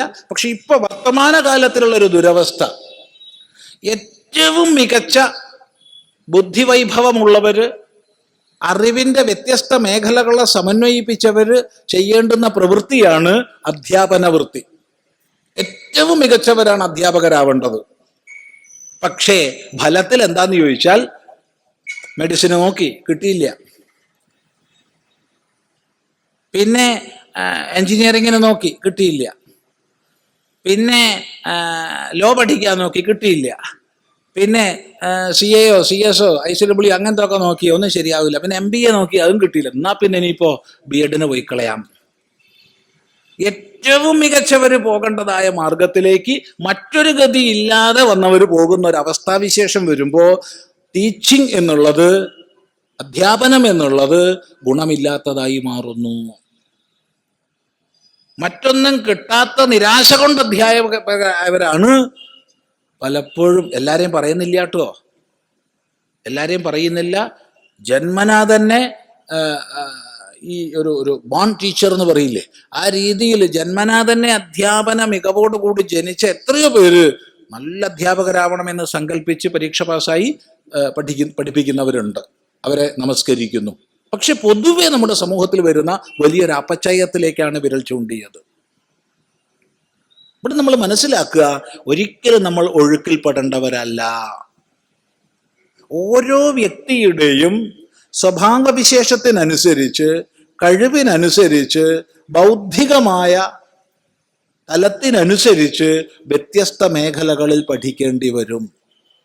എല്ലാ മേഖലകളും ശ്രേഷ്ഠമാണ്, എല്ലാ മേഖലകളും. സംഗീതത്തിൻ്റെ എത്ര മഹിമാന്വിതമായ തലങ്ങളിലേക്ക് നമുക്ക് പോവാം. നൃത്തത്തിൻ്റെയും ചിത്രത്തിൻ്റെയും വാദ്യത്തിൻ്റെയും അഭിനയത്തിൻ്റെയും ഒക്കെ മേഖലകളിൽ എത്ര നമുക്ക് പോകാം. എല്ലാത്തിലൂടെയും നല്ല ചില്ലാനം ഉണ്ടായിക്കൂടെ? ചില്ലാനം മാത്രമേ ഉണ്ടാക്കാൻ പറ്റുള്ളൂ. ഏത് മേഖലയിൽ മികവ് പ്രാപിച്ചാലും സുഖമായിട്ട് നല്ല വരുമാനം ഉണ്ടാക്കി ജീവിക്കാൻ ഇന്നത്തെ ലോകത്തിൽ പറ്റും. വരുമാനമാണ് ഉദ്ദേശിക്കണതെങ്കിൽ പിന്നെ അവനവന്റെ ഗുണഘടനയ്ക്ക് അനുരൂപമായതാവുമ്പോൾ സ്വയം സംതൃപ്തി ഉണ്ടാവും. സംതൃപ്തിയോടുകൂടി പ്രവർത്തിക്കുന്ന ആൾക്ക് മാത്രമേ തൻ്റെ പ്രവൃത്തിയിലൂടെ ചുറ്റുപാട് പ്രയോജനത്തെ ചെയ്യാൻ കഴിയൂ. സംഘർഷത്തോടു കൂടി പ്രവർത്തിക്കുന്ന ആള് ചുറ്റുപാടും അസ്വസ്ഥതയുടെ തരംഗമാണ് ഉണ്ടാക്കുക. അതുകൊണ്ട് ദയവ് ചെയ്ത് ഈ ഒഴുക്കിൽ പെട്ടവർ ആകാതിരിക്കുക. എന്താണ് തൻ്റെ മേഖല എന്ന് കണ്ടെത്തി അതിനനുസരിച്ച് പോകാനുള്ള സ്വാതന്ത്ര്യം കുട്ടികൾക്ക് നൽകുക. പലപ്പോഴും അച്ഛനും അമ്മയാണ് നിശ്ചയിക്കുന്നത്, എൻ്റെ കുട്ടി ഒരു മെഡിക്കൽ പ്രൊഫഷണൽ ആയേ മതിയാവൂന്ന്, എൻ്റെ കുട്ടി എഞ്ചിനീയർ ആയേ മതിയാവൂ എന്ന് നിശ്ചയിക്കുന്നത് അച്ഛനും അമ്മയാണ്. എന്നിട്ട് ഞെക്കി പിഴിഞ്ഞ് ആ കുട്ടിയുടെ വ്യക്തിത്വത്തെ നശിപ്പിച്ച് ഒന്നും അല്ലാത്ത കുറെ മനോരോഗികളെ സൃഷ്ടിക്കുക. ഇതാണ് ഇന്ന് സംഭവിക്കുന്നത്. ഒരിക്കലും പാടില്ല. എല്ലാ മേഖലയിലും നമ്മൾ ഉയർന്നു വരണം. എല്ലാ മേഖലകളിലും, എല്ലാ തൊഴിൽ മേഖലകൾക്കും അതിൻ്റെ മഹിമയുണ്ടെന്ന് അംഗീകരിക്കണം. ഒരു തൊഴിലും മറ്റൊന്നിനേക്കാൾ മികച്ചതുമല്ല, മറ്റൊന്നിനേക്കാൾ താഴ്ന്നതുമല്ല. ഇതാദ്യം മനസ്സിലാക്കണം. ഇവിടെ നമ്മൾ ഒരു ദൃഷ്ടാന്തം, ഇപ്പൊ മനസ്സിൽ തോന്നിയൊരു ദൃഷ്ടാന്തം പറയട്ടെ. നമ്മുടെ ഈ ഒരു പ്രഭാഷണ പരമ്പര ഈ പ്രാവശ്യം ഭദ്രദീപം കൊളുത്തിയത് നമ്മളെ മുമ്പ് തന്നെ ഇരിക്കുന്നുണ്ട് ശ്രീ വിജയൻ റഞ്ജിയാണ്. അദ്ദേഹം ഇന്ത്യൻ അഡ്മിനിസ്ട്രേറ്റീവ് സർവീസിൽ പ്രവർത്തിച്ചു. വളരെ ധന്യമായ രീതിയിൽ ഒരു കറകളഞ്ഞ പേരോടുകൂടി IAS തൻ്റെ കർത്തവ്യം പൂർത്തിയാക്കിയ വ്യക്തിയാണ്. അദ്ദേഹത്തെ ഇരുത്തി പറയുന്നത് വേറൊരു വിഷയമാണ്. നമ്മൾ കേരളത്തിൽ അനേക ജില്ലകളിലെ കലക്ടറായിരുന്നു. അത് കഴിഞ്ഞ് പല പല പോസ്റ്റുകളിലിരുന്ന് അവസാനം പ്രിൻസിപ്പൽ സെക്രട്ടറി ആയിട്ട് പിരിഞ്ഞ ആളാണ്. അപ്പോൾ ആശ്രമമായിട്ട് നിരന്തരമായി ബന്ധപ്പെടുന്നു. ഒരു ദിവസം ഞങ്ങളൊരു പരിപാടിക്ക്, നമ്മളൊരു പ്രഭാഷണത്തിന് അദ്ദേഹം കൂടെ വന്ന്, ഇടയ്ക്ക് ഞങ്ങൾ പോവാറുണ്ടോ എന്ന് വെച്ചു. എവിടെ സ്ഥലം ഓർമ്മയില്ല, എന്തായാലും കേരളത്തിൽ തന്നെയാണ്, വടക്കൻ ഭാഗത്താണ്, കോഴിക്കോട്ടിന് വടക്കുള്ള ഏതോ ഒരു ഭാഗത്താണ്. അങ്ങനെ ഞങ്ങൾ രണ്ടുപേരുണ്ട്. അപ്പം ആ കൂട്ടത്തിൽ നിന്ന് ആരോ ഒരാൾ, അയാളും കുറച്ച് പ്രായമുള്ള ആളാണ്, മാഷേ എന്ന് വിളിച്ചു. വളരെ ബഹുമാനപൂർവ്വം, വളരെ ബഹുമാനപൂർവ്വം. ഞാനതിൽ ഇടപെട്ടില്ല. അവർ തമ്മിൽ എന്തോ സംസാരിച്ചു. അവിടുന്ന് തിരിച്ച് അദ്ദേഹമൊക്കെ പോയി. ഞങ്ങൾ മടങ്ങി വരുമ്പോൾ ഞാൻ ചോദിച്ചു, എന്താ അങ്ങയെ മാഷേന്ന് വിളിച്ചതിൻ്റെ കാരണം? അപ്പോൾ പറഞ്ഞു, ഞാൻ സിവിൽ സർവീസ് പോകുന്നതിന് മുമ്പ് കോളേജിൽ ഇംഗ്ലീഷ് ലെക്ചററായിട്ട് ജോലി ചെയ്തിരുന്നു. ആ സമയത്തുള്ള എൻ്റെ വിദ്യാർത്ഥിയാണത്. ഒരു കലക്ടറായി പിരിഞ്ഞ ആളെ കണ്ടാൽ അങ്ങനെ ബഹുമാനപൂർവ്വം വിളിക്കുന്ന എനിക്ക് തോന്നണില്ല. ഒരു ഗവൺമെൻറ് സെക്രട്ടറി ഒരാൾ പോസ്റ്റിലിരിക്കുമ്പോൾ എല്ലാവർക്കും വലിയ കാര്യമായിരിക്കും. പോസ്റ്റിൽ നിന്ന് ഇറങ്ങിക്കഴിഞ്ഞാൽ അത്ര വലിയ കേമത്തുണ്ടാവുമെന്ന് എനിക്ക് തോന്നണില്ല. നേരെ മറിച്ച് അധ്യാപകൻ, നല്ലൊരു അധ്യാപകന് ഹൃദയത്തിൽ അത്യന്തം സ്ഥാനം വരും.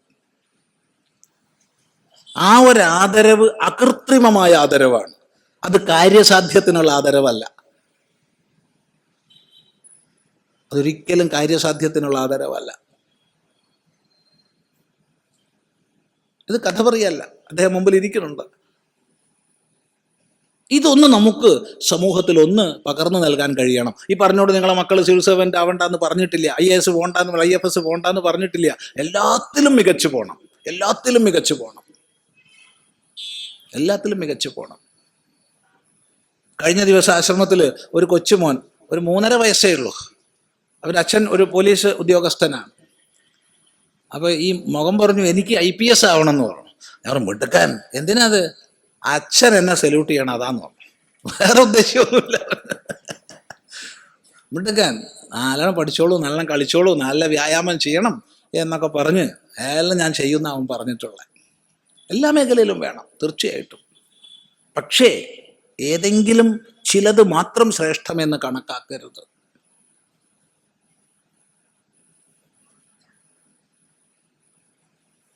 ഏഴ്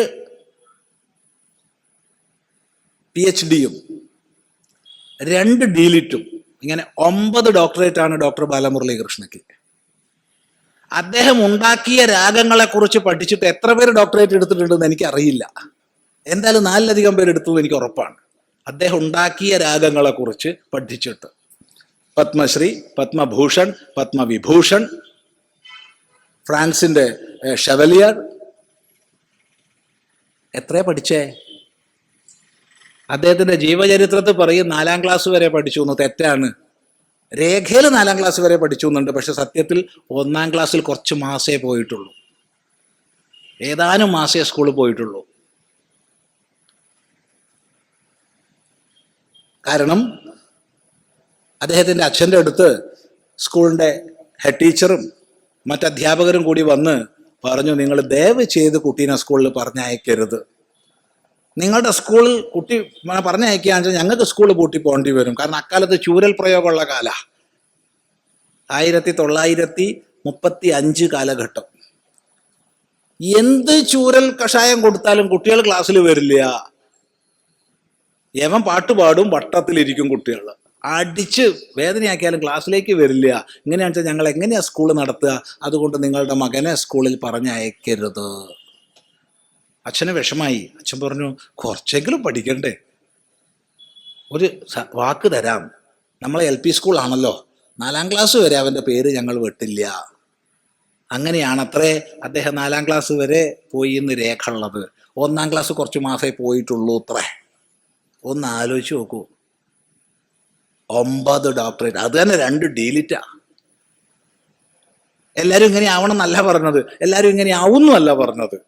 മറിച്ച് ഓരോ മേഖലയിലും അതത് മികവിലേക്ക് പ്രാപിക്കാൻ എല്ലാവർക്കും സാധിക്കും. അപ്പൊ നമ്മൾ ഒഴുക്കിൽപ്പെട്ടവരാവില്ല. ഒഴുക്കിൽപ്പെട്ടവർക്ക് വ്യക്തിത്വമില്ല. ഒഴുക്കിൽപ്പെട്ടവർക്ക് അതത് മേഖലയിൽ സംഭാവന ചെയ്യാൻ കഴിയില്ല. ഉറപ്പാണ്. പലരുടെ നൃത്തം കാണാനിടയായിട്ടുണ്ട്. സംഗീതം, നൃത്തം തുടങ്ങിയവയിലൊന്നും വലിയ വിവരമൊന്നും ഇല്ലെങ്കിലും ആസ്വദിക്കാനുള്ളൊരു കഴിവ് എവിടുന്നോ കിട്ടിയിട്ടുണ്ട്. എത്രയോ പേരുടെ നൃത്തം കാണാനിടയായിട്ടുണ്ട്. അതിലൊരിക്കലും മറക്കാത്തൊരു നൃത്തം നിങ്ങളോട് പങ്കുവയ്ക്കട്ടെ.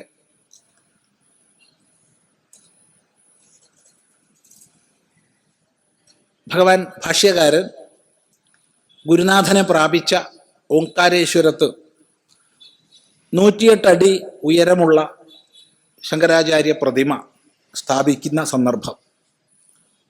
ഇപ്പൊ ലോകത്തിന്റെ വിവിധ ഭാഗങ്ങളിൽ നിന്ന് ക്ഷണിക്കപ്പെട്ട പല പല മേഖലകളിൽ ശ്രേഷ്ഠന്മാരായിട്ടുള്ളവർ ഉള്ള വലിയൊരു സദസ്സ്. അവിടെ സന്ദർഭവശാൽ നമ്മളും ഉണ്ട്. കാരണം ആ ട്രസ്റ്റിൽ നമ്മൾ ഉൾപ്പെട്ടിട്ടുണ്ട്. ആ ട്രസ്റ്റിൽ മൊത്തം 5 സന്യാസിമാരുണ്ട്. ഭാരതത്തിൻ്റെ വിവിധ ഭാഗങ്ങളിൽ നിന്ന് 5 പേരുണ്ട്. അതിലൊന്ന് നമ്മളാണ്. അപ്പോൾ ആ സന്ദർഭത്തിൽ പല പരിപാടികളുണ്ട് ആ സ്റ്റേജിൽ. അപ്പോഴാണ് അനൗൺസ് ചെയ്തു അടുത്തതായി പത്മ വിഭൂഷൺ പത്മ സുബ്രഹ്മണ്യത്തിൻ്റെ നൃത്തമാണെന്ന്. അപ്പം നമ്മൾ പ്രതീക്ഷിക്കണം എന്താ, ഒരു നൃത്തം എന്നൊക്കെ പറഞ്ഞാൽ അവിടെ പാട്ടുകാർ വേണം, അത് വേണം, ഇത് വേണം, മേക്കപ്പൊക്കെ ഇട്ട് അങ്ങനെ വരും ഒരാൾ എന്നൊക്കെയല്ലേ. ഇതൊന്നുമില്ല. ഒരു സാധാരണ ഒരു സാരി കൊടുത്ത് ഒരാൾ കയറി വന്നു. അവരെ മുമ്പും കണ്ടിട്ടുണ്ട്, പക്ഷെ മേക്കപ്പ് ഇട്ടിട്ടാണ് കണ്ടത്. ഒന്നുമില്ല. ഒരു സാധാരണ സാരി കൊടുത്ത് നടുവിലെത്തിയപ്പോൾ ആ സാരി ഒന്ന് പിടിച്ച് കുത്തി, മുകളിൽ കുത്തി. കാരണം നൃത്തം ചെയ്യുമ്പോൾ തടയാൻ പാടില്ലല്ലോ. എന്നിട്ട് അവരന്ന് ഭരതനാട്യം അവിടെ അവതരിപ്പിച്ചു.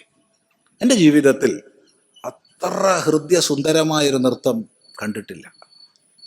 ഒന്നുമില്ലെന്ന്. ഒരു എന്തെങ്കിലും പൊടിമസാലയെങ്കിലും പൂശണ്ടേ? ഒന്നുമില്ല. ഒരു സാധനവുമില്ല. സാധാരണ സാരി കൊടുത്ത് വന്ന ആ സാരി ഒന്നങ്ങോട്ട് കുത്തി അങ്ങോട്ട് തുടങ്ങി. അതിലാണ് ഉപസ്ഥിതി വന്ന നർത്തകിയാണ്. അല്ലെങ്കിൽ സാധിക്കില്ല. ഏതെല്ലാം മേഖലകളുണ്ട് നമുക്ക്. ചിലരുടെ ചിത്രങ്ങൾ കണ്ടു കഴിഞ്ഞാൽ നമ്മൾ ആ ചിത്രത്തിൻ്റെ കൂടെ സഞ്ചരിക്കില്ലേ? ചിലരുടെ കവിതകൾ വായിച്ചാൽ അതിൻ്റെ കൂടെ നമ്മൾ പോവില്ലേ? സഹഭാവം നമ്മളിൽ ജനിക്കില്ലേ? അങ്ങനെ സഹഭാവത്തെ ജനിപ്പിക്കുന്നതല്ലേ സാഹിത്യം? ചിന്തിക്കുക.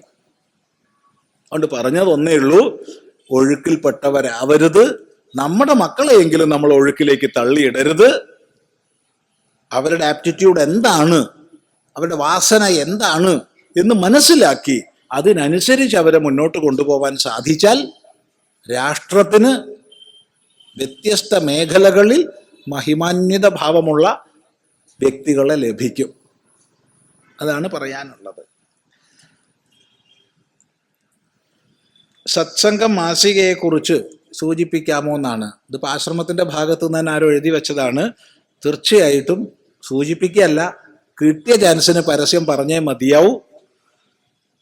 അദ്വൈതാശ്രമം സത്സംഗം, അദ്വൈതാശ്രമത്തിൻ്റെ വിവിധ പ്രവർത്തനങ്ങളുടെ ഭാഗമായിട്ട് ആശ്രമത്തിൻ്റെ ഒരു ശബ്ദം എന്ന രീതിയിൽ കഴിഞ്ഞ 10 വർഷങ്ങളായി പ്രസിദ്ധീകരിക്കപ്പെടുന്നുണ്ട്. 10 വർഷങ്ങൾ പൂർത്തിയാക്കി.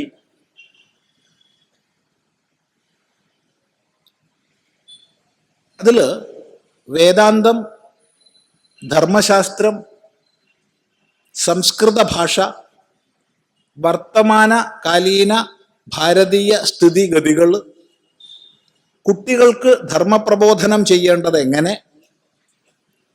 തുടങ്ങി വിവിധ പംക്തികളുണ്ട്. ധർമ്മത്തിനും വേദാന്തത്തിനും ഒരേ പ്രാധാന്യം കൊടുത്തുകൊണ്ടുള്ള പംക്തികളുണ്ട്. സാമാന്യം പരിശ്രമിച്ച് നല്ലതായി ഇറങ്ങുന്നു എന്നാണ് വിശ്വാസം. എങ്കിലും വേണ്ടത്ര അതിന് പ്രചാരം ഉണ്ട് എന്ന് പറയാൻ വയ്യ.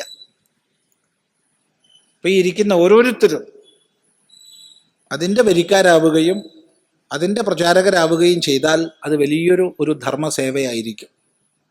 കാരണം വർത്തമാനകാലത്തെ സനാതനധർമ്മത്തിൻ്റെ അവസ്ഥയെ ശരിക്ക് ബോധിപ്പിക്കുന്ന പംക്തികൾ അതിലുണ്ട്. ഇപ്പോൾ അതിന് വാർഷിക വരിസംഖ്യ 450 രൂപയാണ്. പക്ഷേ ഇപ്പം തന്നെ അത് നഷ്ടം സഹിച്ചുകൊണ്ടാണ് അത് ഇറക്കുന്നത്. നിർത്തരുത് എന്നൊരു സങ്കല്പമുള്ളത് കൊണ്ട് വലിയ നഷ്ടം സഹിച്ചിട്ടാണ് ഇപ്പോൾ ഇറക്കുന്നത്. കാരണം കെട്ടിലും മട്ടിലും നന്നാവണം എന്നൊരു ചിന്ത ഉണ്ട്. അതുകൊണ്ട് നല്ല പേപ്പറാണ് ഉപയോഗിക്കുന്നത്. പക്ഷെ അപ്പോഴാണ് ഇരുട്ടടി പോലെ വലിയൊരു ആഘാതം ഇപ്പം വന്നിട്ടുള്ളത്.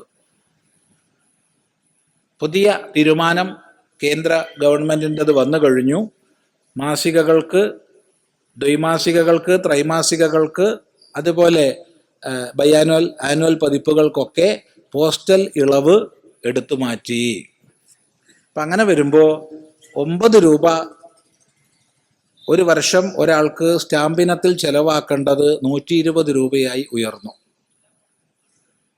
9 രൂപയുടെ സ്ഥാനത്ത് 120 രൂപയാവും.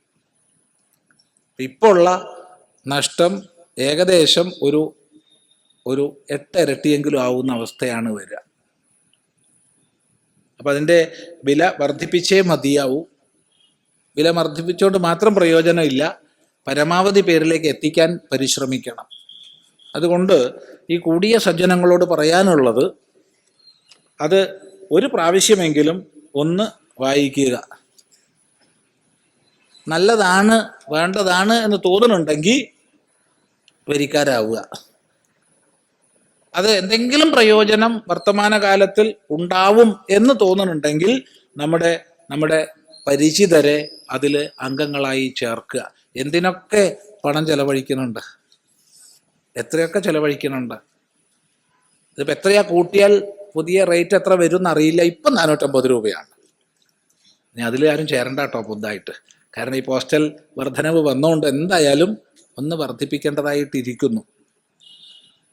എന്തെന്ന് വെച്ചാലും അത്രയല്ലേ വർദ്ധിക്കൂ.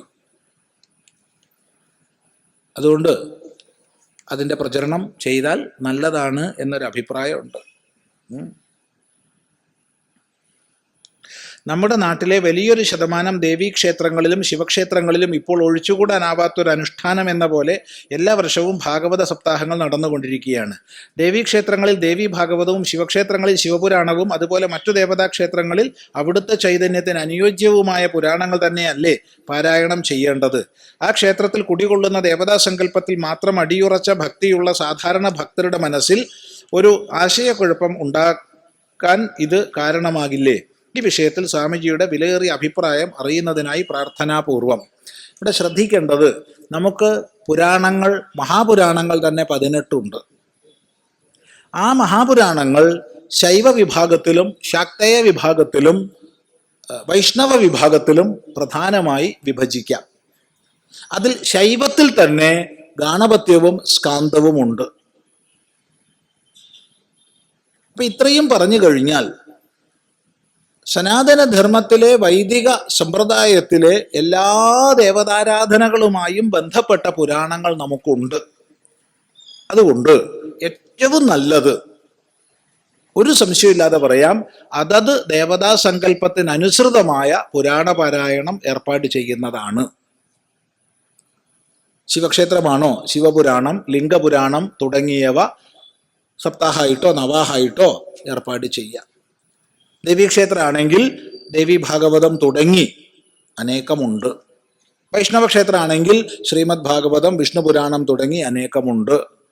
സുബ്രഹ്മണ്യ, ഗണപതി തുടങ്ങിയ ക്ഷേത്രങ്ങളിലാണെങ്കിൽ സ്കന്ദപുരാണം തുടങ്ങി അനേകമുണ്ട്. അതാണ് ഏറ്റവും ഉത്തമം. ഒരു സംശയവും ഇല്ല, ഈ പറഞ്ഞതിനോട് 100% യോജിക്കുന്നു. എന്നാൽ ശ്രീമദ് ഭാഗവതം സപ്താഹം ചെയ്തതുകൊണ്ട് എന്തെങ്കിലും കുഴപ്പമുണ്ടെന്ന് പറയാൻ പറ്റില്ല. അത് വയ്യ. കാരണം ഇതെല്ലാം ഒന്ന് തന്നെയാണ് ബോധിപ്പിക്കുന്നത്. ഒരേ വേദത്തിൻ്റെ താല്പര്യത്തെയാണ് എല്ലാ പുരാണങ്ങളും വിശദീകരിക്കുന്നത്. അതുകൊണ്ട് ശ്രീമദ് ഭാഗവതം സപ്താഹം ചെയ്തത് കൊണ്ട് ഒരു കുഴപ്പവും ഒരു ദേവീക്ഷേത്രത്തിലും ഇല്ല, ശിവക്ഷേത്രത്തിലും ഇല്ല, വിഷ്ണു ക്ഷേത്രത്തിലും ഇല്ല, സുബ്രഹ്മണ്യ ക്ഷേത്രത്തിലും ഇല്ല. നല്ലതാണ്. എന്നാൽ കൂടുതൽ നല്ലത് അതത് ദേവതാഭാവത്തിനനുസൃതമായ പുരാണ പാരായണമായിരിക്കും എന്നുള്ളതിൽ സംശയമൊന്നുമില്ല. ഇതാണ് നമ്മുടെ ഈ വിഷയത്തിലുള്ള അഭിപ്രായം. തൽക്കാലം ഉപസംഹരിക്കുകയാണ്. നാളെ കൃത്യസമയത്തിന് തുടരാം.